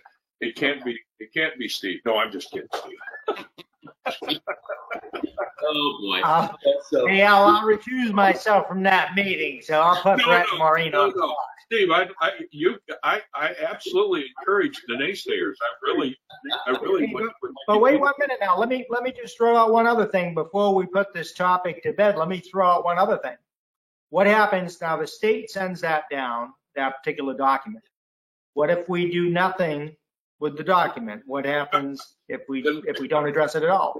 Do they just take over and yes, automatically start spraying, aerial spraying? If they wanted to. If they want to spray, they will spray. If they don't want to spray, they won't spray. And they will only, but keep in mind, we shouldn't be alarmist about it. Like, they only do that when we reached a critical threat level for EEE. Normally, the state is not doing aerial spraying, right? They only do it in communities where there's a critical risk of EEE. So this year, if there's no cases of EEE, there will be. But theoretically, they wouldn't do any aerial spraying. Go ahead, Derek. I see your finger. Well, no, you're absolutely right. I mean, that's a really important fact to make, that this is only when it's absolutely critical when it comes to EEE.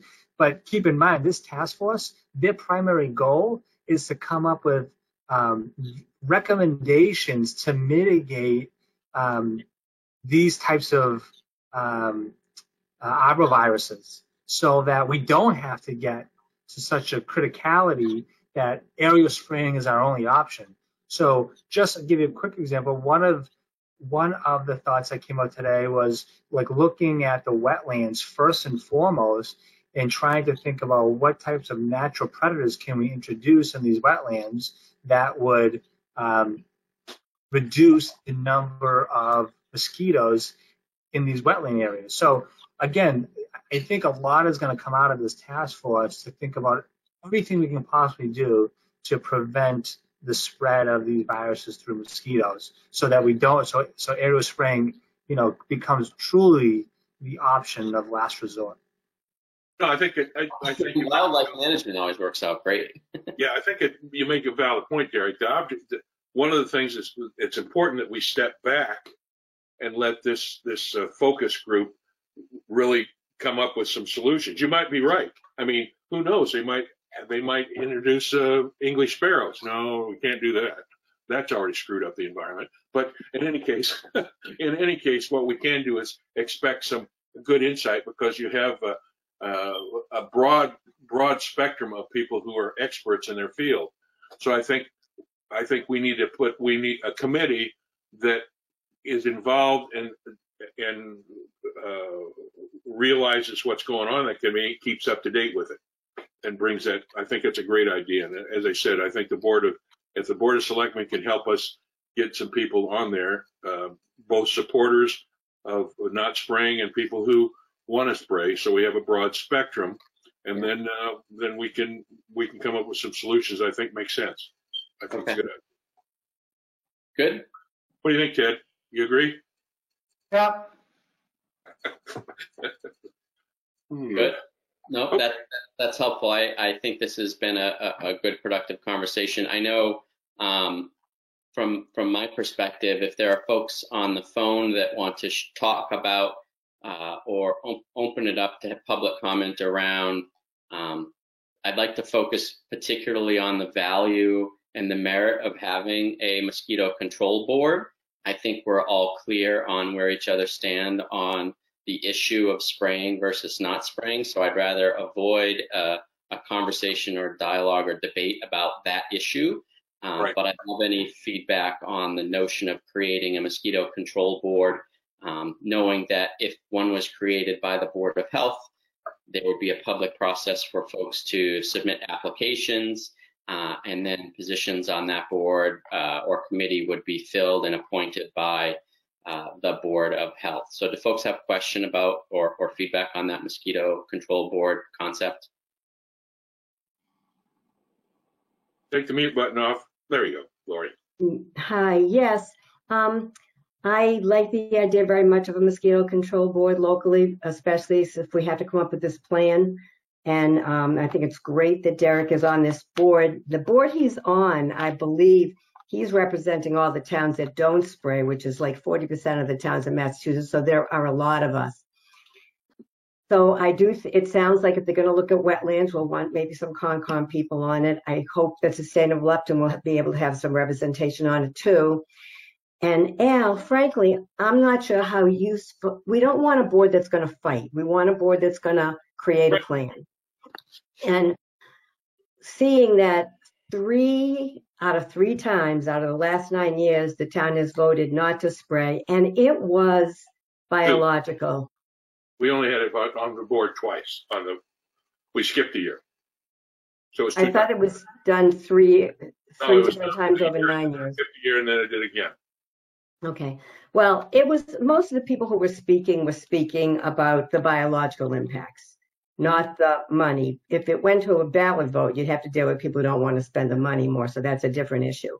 But I do think that if the town has voted not to be a spraying town, so to put people on that board who still want to fight that fight and be about spraying, I don't know if that's going to be productive. We really want to come up with ways that we can protect the people in town that are healthy ways. You know, some of the people who have decided to spray in town are using organic ways of doing it. So there's all different degrees of ways of dealing with mosquitoes. So I'm very happy to think that hopefully you'll appoint this board and that we would get good representation on it and work very hard to make a very good plan. And we will probably want to be in touch with other towns that are doing the very same thing. These 40% of other towns have to do it as well. So there'll be a lot of good information about things we can do, even right in Mendon and Uxbridge, these towns that we know very well. So I definitely support a board like that, but I understand sometimes you want to have people on both sides of things, but we have decided not to be a spraying town. So I think our goal is really not to figure out ways that we can spray. We don't want to do it that way, it has been said. So hopefully we can just be productive in the meetings in the board that occurs that hopefully you will appoint. Thank you.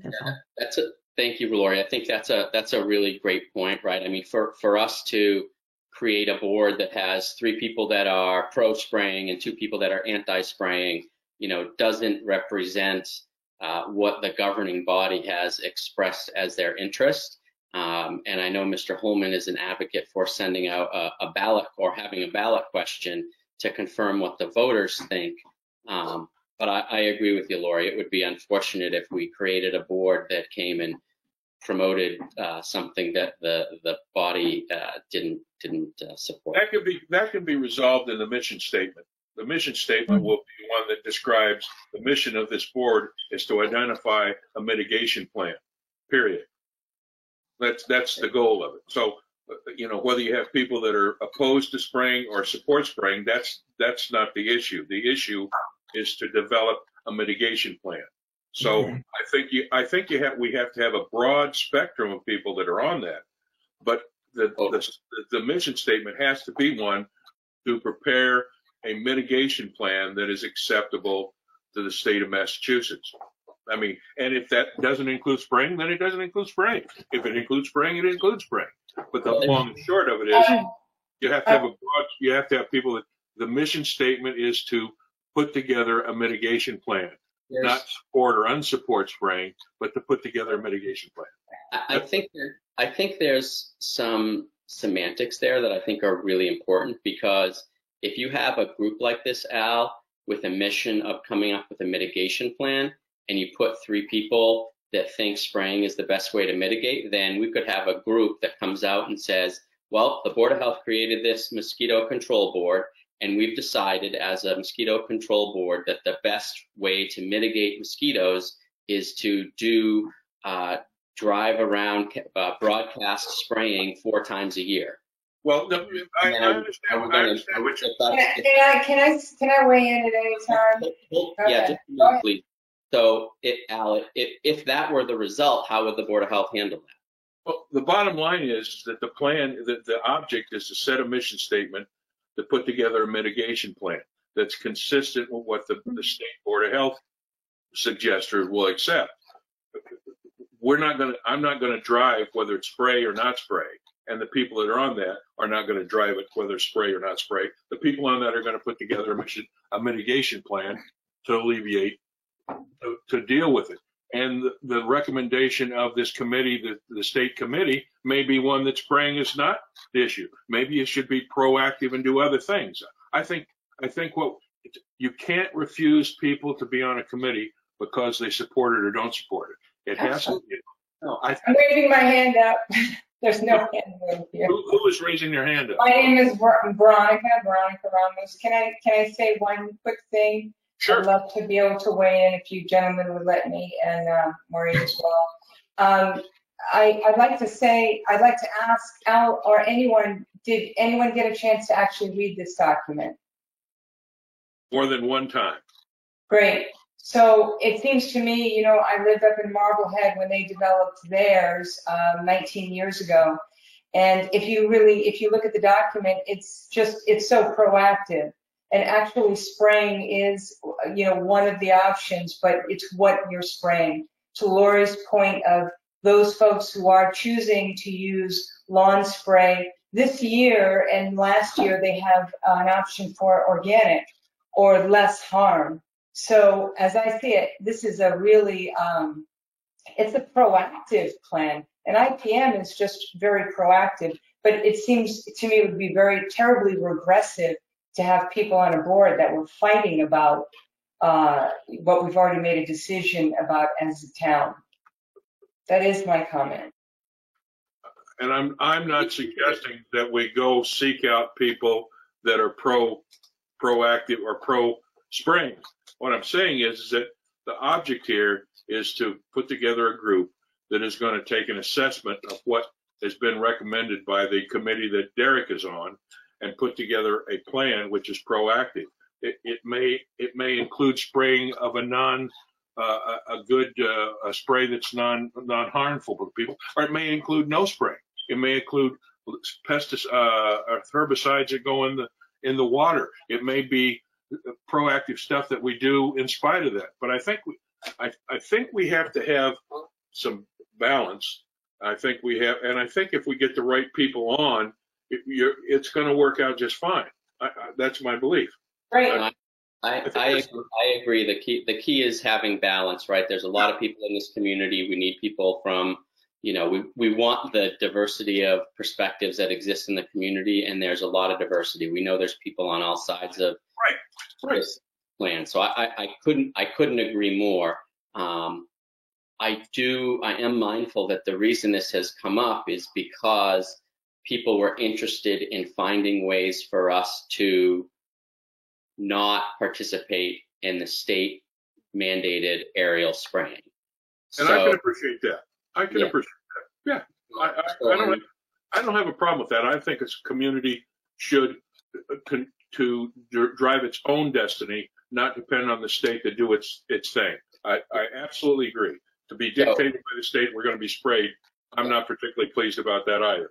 Yeah. So I wonder if there's a way to incorporate that into the mission or the charge for the board. And again, I don't know what the language would be, Al. I leave this to you guys and your board. But something along the lines of coming up with a mitigation plan that minimizes environmental impact. I know that's debatable, so maybe that's not the word, but something that honors the spirit of what the community has expressed, which was they want to, we know, come on, we all know here sitting around the table that, Upton's not a town that the majority of people here are concerned about the environment, care about the environment, want to take care of the environment. Obviously, people come first, but I think generally speaking, we know that we're, a bit of an environmental community. I think that the danger, the hazards you make, and don't get me wrong, if there's a solution, and I hope there is, that doesn't include spraying, that's fine with me. I don't have a problem with that.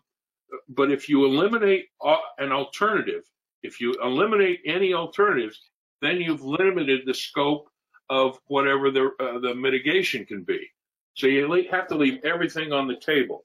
Now, my hope is, is that we can take certain things off the table, which will satisfy the need to mitigate and also satisfy the need not to spray. I don't dispute that. But you can't take things off the table before you get there. You got to leave it all on the table and let this committee do it, which means you got to have you got to have a broad group of people on that to do that. And there may be somebody who's really adamant about spring, but my belief is if you have the right people on there, they'll listen to what the arguments are against it and come to a reasonable solution. That's why I say the mission statement has to be one that says specifically to mitigate infectious diseases transmitted by insects or whatever that group is called, and let the committee come to that conclusion. And I believe that if you get the right people on the committee, they'll be open-minded about it and they'll come to a conclusion that makes sense for everybody. That's my belief. Can I just have a question, actually? Oh, Jacqueline, yep. Yeah. So how many people would be in the committee? Well, there's got to be it's got to be a no more than, I think 7 would be the top side and 5 would be the low side. It's got to be an uneven group, and then you let them have the minutes. You let them determine who the chairman is. You let them run the committee however they want to do it, and we ask for. And it's not going to be something that happens quickly, but it will be something that's driven by the committee that Derek's on, that will be feeding information, and you'll be collating it and coming to a conclusion that's consistent with what the people of Upton expect. That's what I believe. So the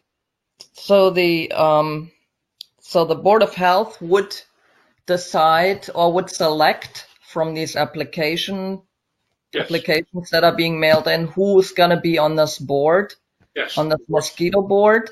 Yes, the Board of Health, which would be Richard Desjardins, Ted Briggs, and Al Holman. We'd look at it and come to a conclusion and appoint people on the committee from the group of people that submit applications or submit requests to be on the committee. So do you have any criteria in place yet? Basically,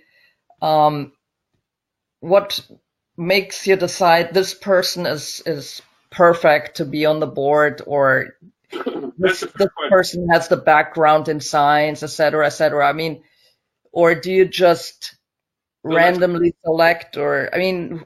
That's a fair question. And what we would expect, the applications that have been submitted in the past to the Board of Selectmen for committees has included your experiences and your background. And then we'd look at that. My hope is that we have tough decisions, but typically when asked for committees, people to volunteer for committees, the decisions have been pretty simple because not many people volunteer to get involved. Is that correct, Brent?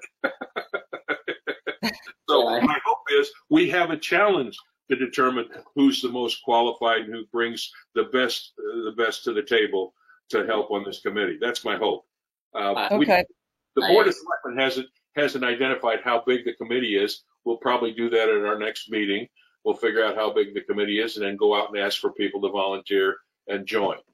I would expect that Derek would be on the committee as an ad hoc member because he's going to have all the knowledge. He's the smartest guy in the room. Did you pick up on that, Derek? Did you like that? I mean, but it may be something we could do, Alan. We could figure this out. I think we can. Sure. This is obviously a broader discussion, but right, maybe there's a way to have, like you said, a BOS appointed, either a BOS member and or some appointed seats. So if you do a 5-member board, the BOS can appoint 2. If you do a 7-member board, the BOS can appoint 3. Well, again, all the options on the table. Absolutely want to have a balanced committee. That means people who are knowledgeable, who have some background in it if possible, and I'm not going to ask whether they support spraying or not, because that's not the question. The question is a mitigating program. That's the question, and you can't take anything off the table. I also think it's important. I would love to have a couple of people on there, or at least one or two, right, that don't have a position and don't really know anything about it. Right. But the critical thing for everybody is that they're very open-minded to the data and the research and the work that the state is doing in the committee that Derek's on to pull that back and be very open to what they think. Absolutely, because quite honestly, this is a significant question. Yeah. It's going to be a significant issue that's getting worse and worse. I think, which a problem that's going to be around for a while. And if we take a logical and proactive action on this, it'll help us over the long haul and remove all the bullshit that we've had going on otherwise. So I think it's the right thing to do, personally. Great. Okay. Let me throw one thing out there real quick. As far as the Mosquito Control Commission that was voted multiple times not to be part of that by the community, the data that they collect, they still set traps and collect data in all the area towns. The way it's situated right now, they just don't spray towns that are not part of their district. Is that correct? Well, no. The towns that are part of the district, they sample more often. Okay, so it's the intervals between sampling that decreases if you don't spray. Not a big deal. Quite honestly, sampling is sampling. But those towns that are included in their districts, they sample more often. At least that's what they say. Now, is it a significant number of times? I can't answer that question. But they do sample at a higher rate for those participating communities. In answer to your question. I mean, the only thing I guess I'll throw out there, and this is a broad look from above, is, the question's been answered multiple times. Now the state's just changing the way they ask the question. Now what? We're going to come up with a committee that's going to come up with a recommendation that's therefore going to circumvent what the governing body came up with? I mean, frankly, I'm not sure that it's out. I guess then I would put in the mission statement that spraying is not an option. That would put that right in the mission statement. It's the only way to be fair to the governing body. Because otherwise, you're getting to a point in time where, if you're going to circumvent everything that people vote on, then what do you really, you become a dictatorship ultimately. The mitigation is going to be driven by this committee, who's going to get their information from the larger committee in the state.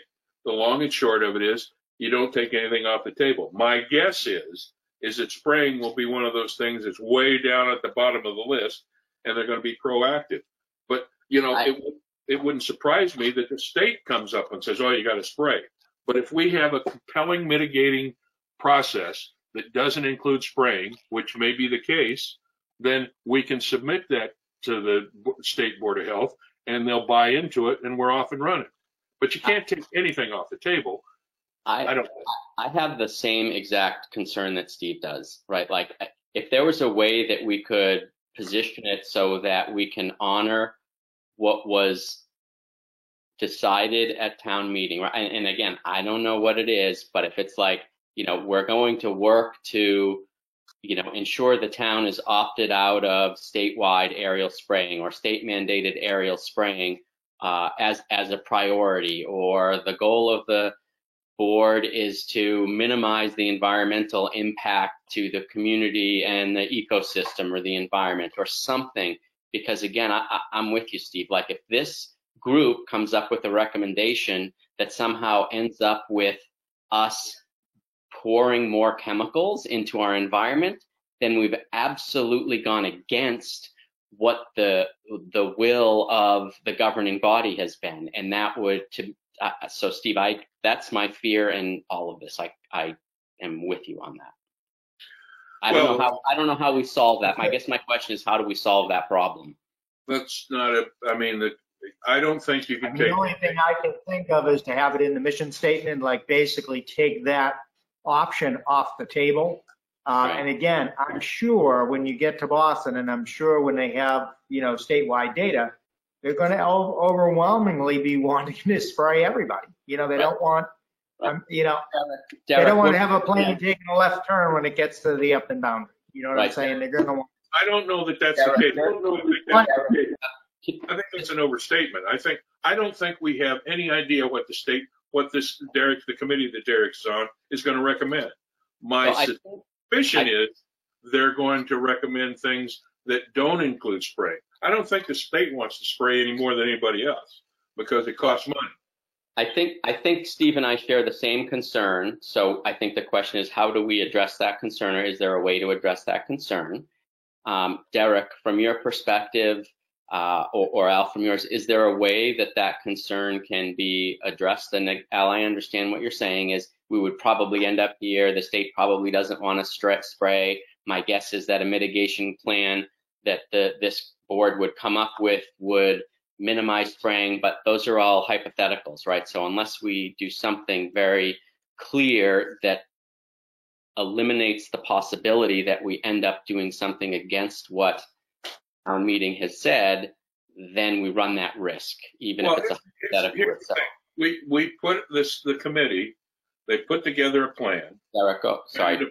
Depending upon what comes up with here, once the plan is submitted, the Board of Health doesn't have to accept that plan. Remember, this is putting together a plan that we're going to submit to the state to satisfy their need for us to have a mitigation plan. Okay, we don't have to submit the plan that they come up with. My suggestion is, let's don't take anything off the table. Let's see what this committee comes up with, and if they have a solution that minimizes spraying or minimizes the environmental impact, then we can make a decision on whether or not we want to do it. But right now, I don't think it's right to take anything off the table because we're asking them to mitigate. Great. So here's my question now. The board, you create this board, and the board comes back and says, our charge was to come up with a mitigation plan to submit to the state, and our recommendation is that we subscribe to the state mandated aerial spraying whenever they conduct it. What would you do as the chairman of the Board of Health? What would I do? I would wait for the Board of Health to vote on it. My personal opinion is I'd ask them to reevaluate it. And I would be driven by what Derek says, because Derek's going to be on a committee that has all the experts. And if the experts come back, and because I doubt this is going to happen, come back and say the only solution is to spray copious quantities of malathion, then I would say, gee, I'm not sure I support that. I'm not opposed to a environmentally friendly spraying, but I'm not necessarily supporting that at this point in time. I want to see what the committee comes back with. Okay, that's the goal. If they come back with. You wouldn't support an article or a recommendation that included anything about current state mandated aerial spraying. So that's at this point in time, I want to see what I'm not going to tell you what I support because I don't know what they're going to recommend. That would be. Is there a way to address that concern that Steve and I have that you can think of? But okay, you guys, this committee is free to do anything they want, except they're not allowed to do this. Then why have the committee? Well, that's, I think, what Steve and I are saying is if the committee can undo. Steve, you were saying form a committee, but they're not allowed to be a committee to come up with a recommendation because I want to limit their recommendation. No, that's against what the governing body, the citizens of the town, have come up with. So don't mince our words, Al. That's not fair. No, because you're mincing the words. No. The governing body didn't vote for it, support it, but the voters haven't made a decision. Okay, and what I'm suggesting is we have a committee, they form an idea, a recommendation, we take that recommendation, then we look at it and we say, gee, I support everything but the spraying. Okay, and I don't have a problem saying if the mitigation is okay without spraying, then fine, let's do that. And if the state comes back and the recommendation that this committee says that the state board is doing with all the entomologists and the beekeepers and the scientists and doctors come back and say the only way to do this is to spray, I still would probably have a problem saying let's spray. That's my own opinion. Can I just briefly say something? I would wait for the committee to make a recommendation. Why form a committee to come up with a recommendation if you're going to tell them that this you can't recommend? Then why have a committee? The voters told us. What? Again, the voters didn't tell us. The governing body told us. There is a significant difference. Okay. Hello? So I just want to remind folks, I put this screen up just the purpose of this mosquito control board for the town of Upton is, in my opinion, it's pretty straightforward, and I'm going to read it, is to develop an alternative mosquito management plan so that the town can opt out of spraying. Right. That's the purpose. So this, I think by putting that in the purpose to opt out of mosquito spraying, it implies that spraying would never be one of the strategies for the mosquito management plan. So Al, that's perfect. So that'll be in the charge, Al, that the mitigation plan the board is developing will be to opt out of aerial spraying. No, we'll quote exactly what's in the request. The Department of Public Health develop process guiding board municipalities to opt out of spraying conducting pursuant to subsection, provided that any such process guide requirement municipalities have their alternative. Right. We'll put that right in the mission statement. Period. That describes what the is. Period. Steve, are you good with that? That covers it. I didn't hear that in what you had said, Alan. It would have been just doing paraphrasing, so I apologize. Go ahead. I mean, I get what he's saying. I haven't seen the document in its entirety. I can see this one paragraph, what's highlighted in yellow. Certainly that's something, again, this is a work in progress. So, we're going to go with that for now, but I think we're going to have to rub on this just a little bit more, before we make our final recommendation. Oh, the object is the committee comes back with a recommendation. Once that recommendation is submitted, then the Board of Health, and I don't have a problem with this, if Ted doesn't have a problem with it, sit on the Board of Selectmen and say, okay, this is what they recommend. What are we going to do? Now, based on what this statement says, it's to opt out of statewide spraying. So that's the plan. That would be great. Jackie, you've been, I guess what I'm thinking, as I'm thinking myself through this, if you have each and every year is a little bit different. You have years that are harsh years, and then you have years, obviously, where there's a spike in EEE cases.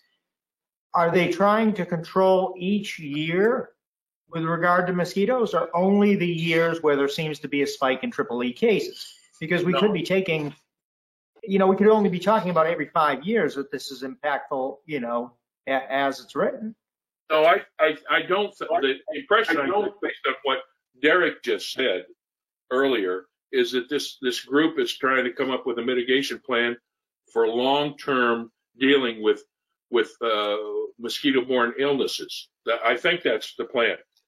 Not only EEE, but West Nile virus, malaria, whatever thing to deal with the issue of mosquito-borne illnesses.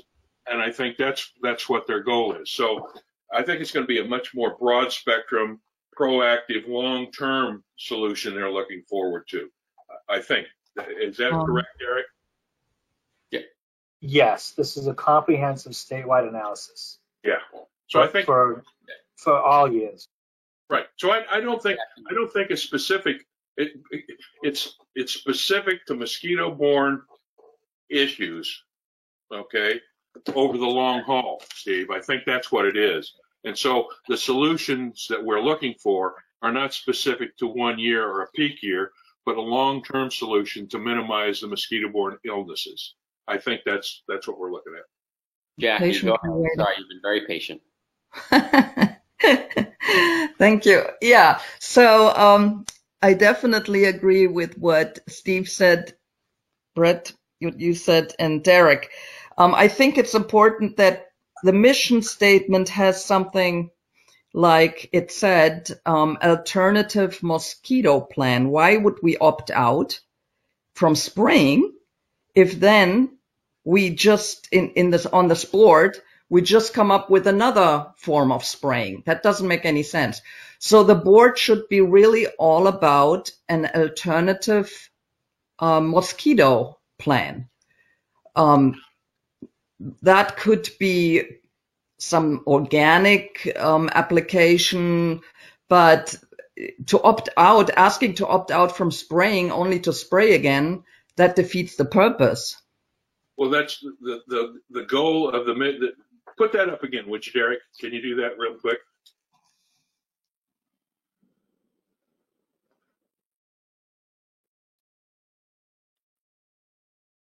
There it is. It's coming. It's coming.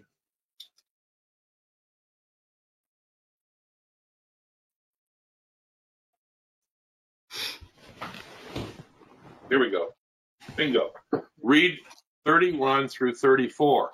That says to provide alternative to allow municipals to opt out of spraying conducted pursuant to subsection A.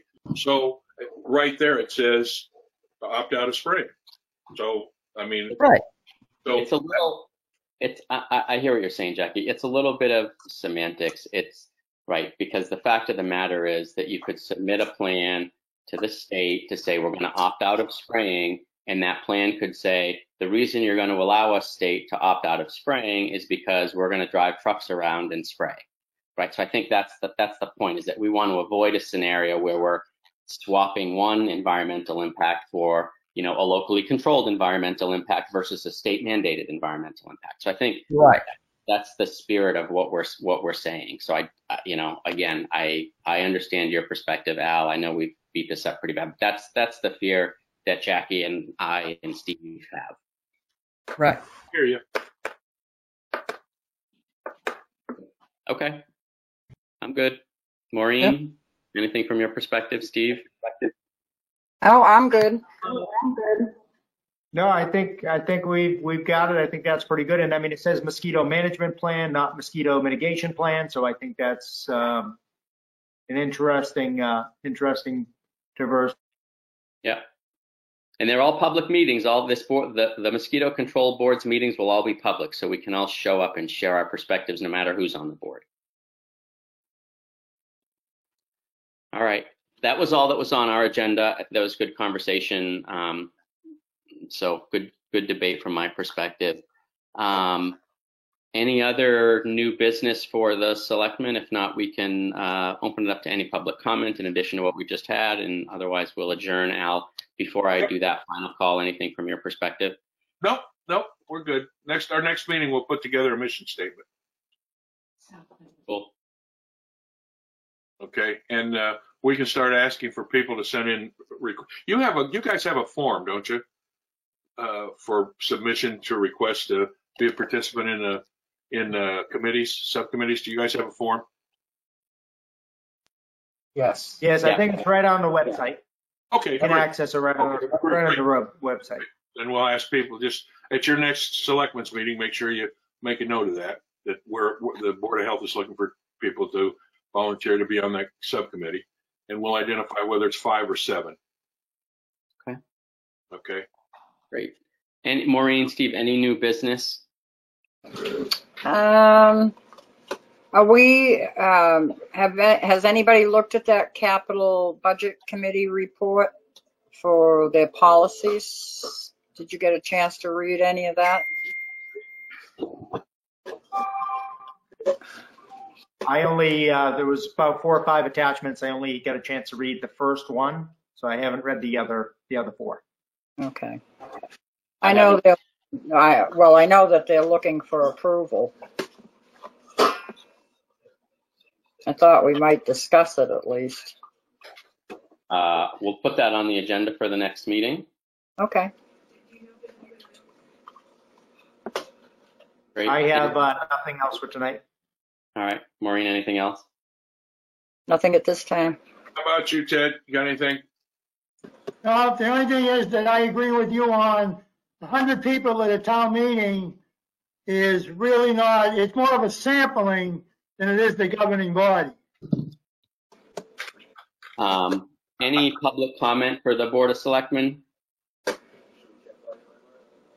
right, I'll take a motion to adjourn the Board of Selectmen meeting. I move that we adjourn the Board of Selectmen meeting September 2nd. Maureen Dwinell, aye. Second motion, Stephen Mattelli and I. Brett Simus, aye. Oh, I guess I can't end the meeting because Ted left. Oh, you didn't. Oh, yeah. That's Okay, here. Yeah. I'll accept the motion, Ted.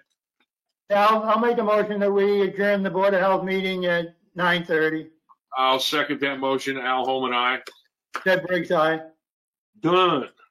See you later, folks. Good night. Good night. Good night, everybody.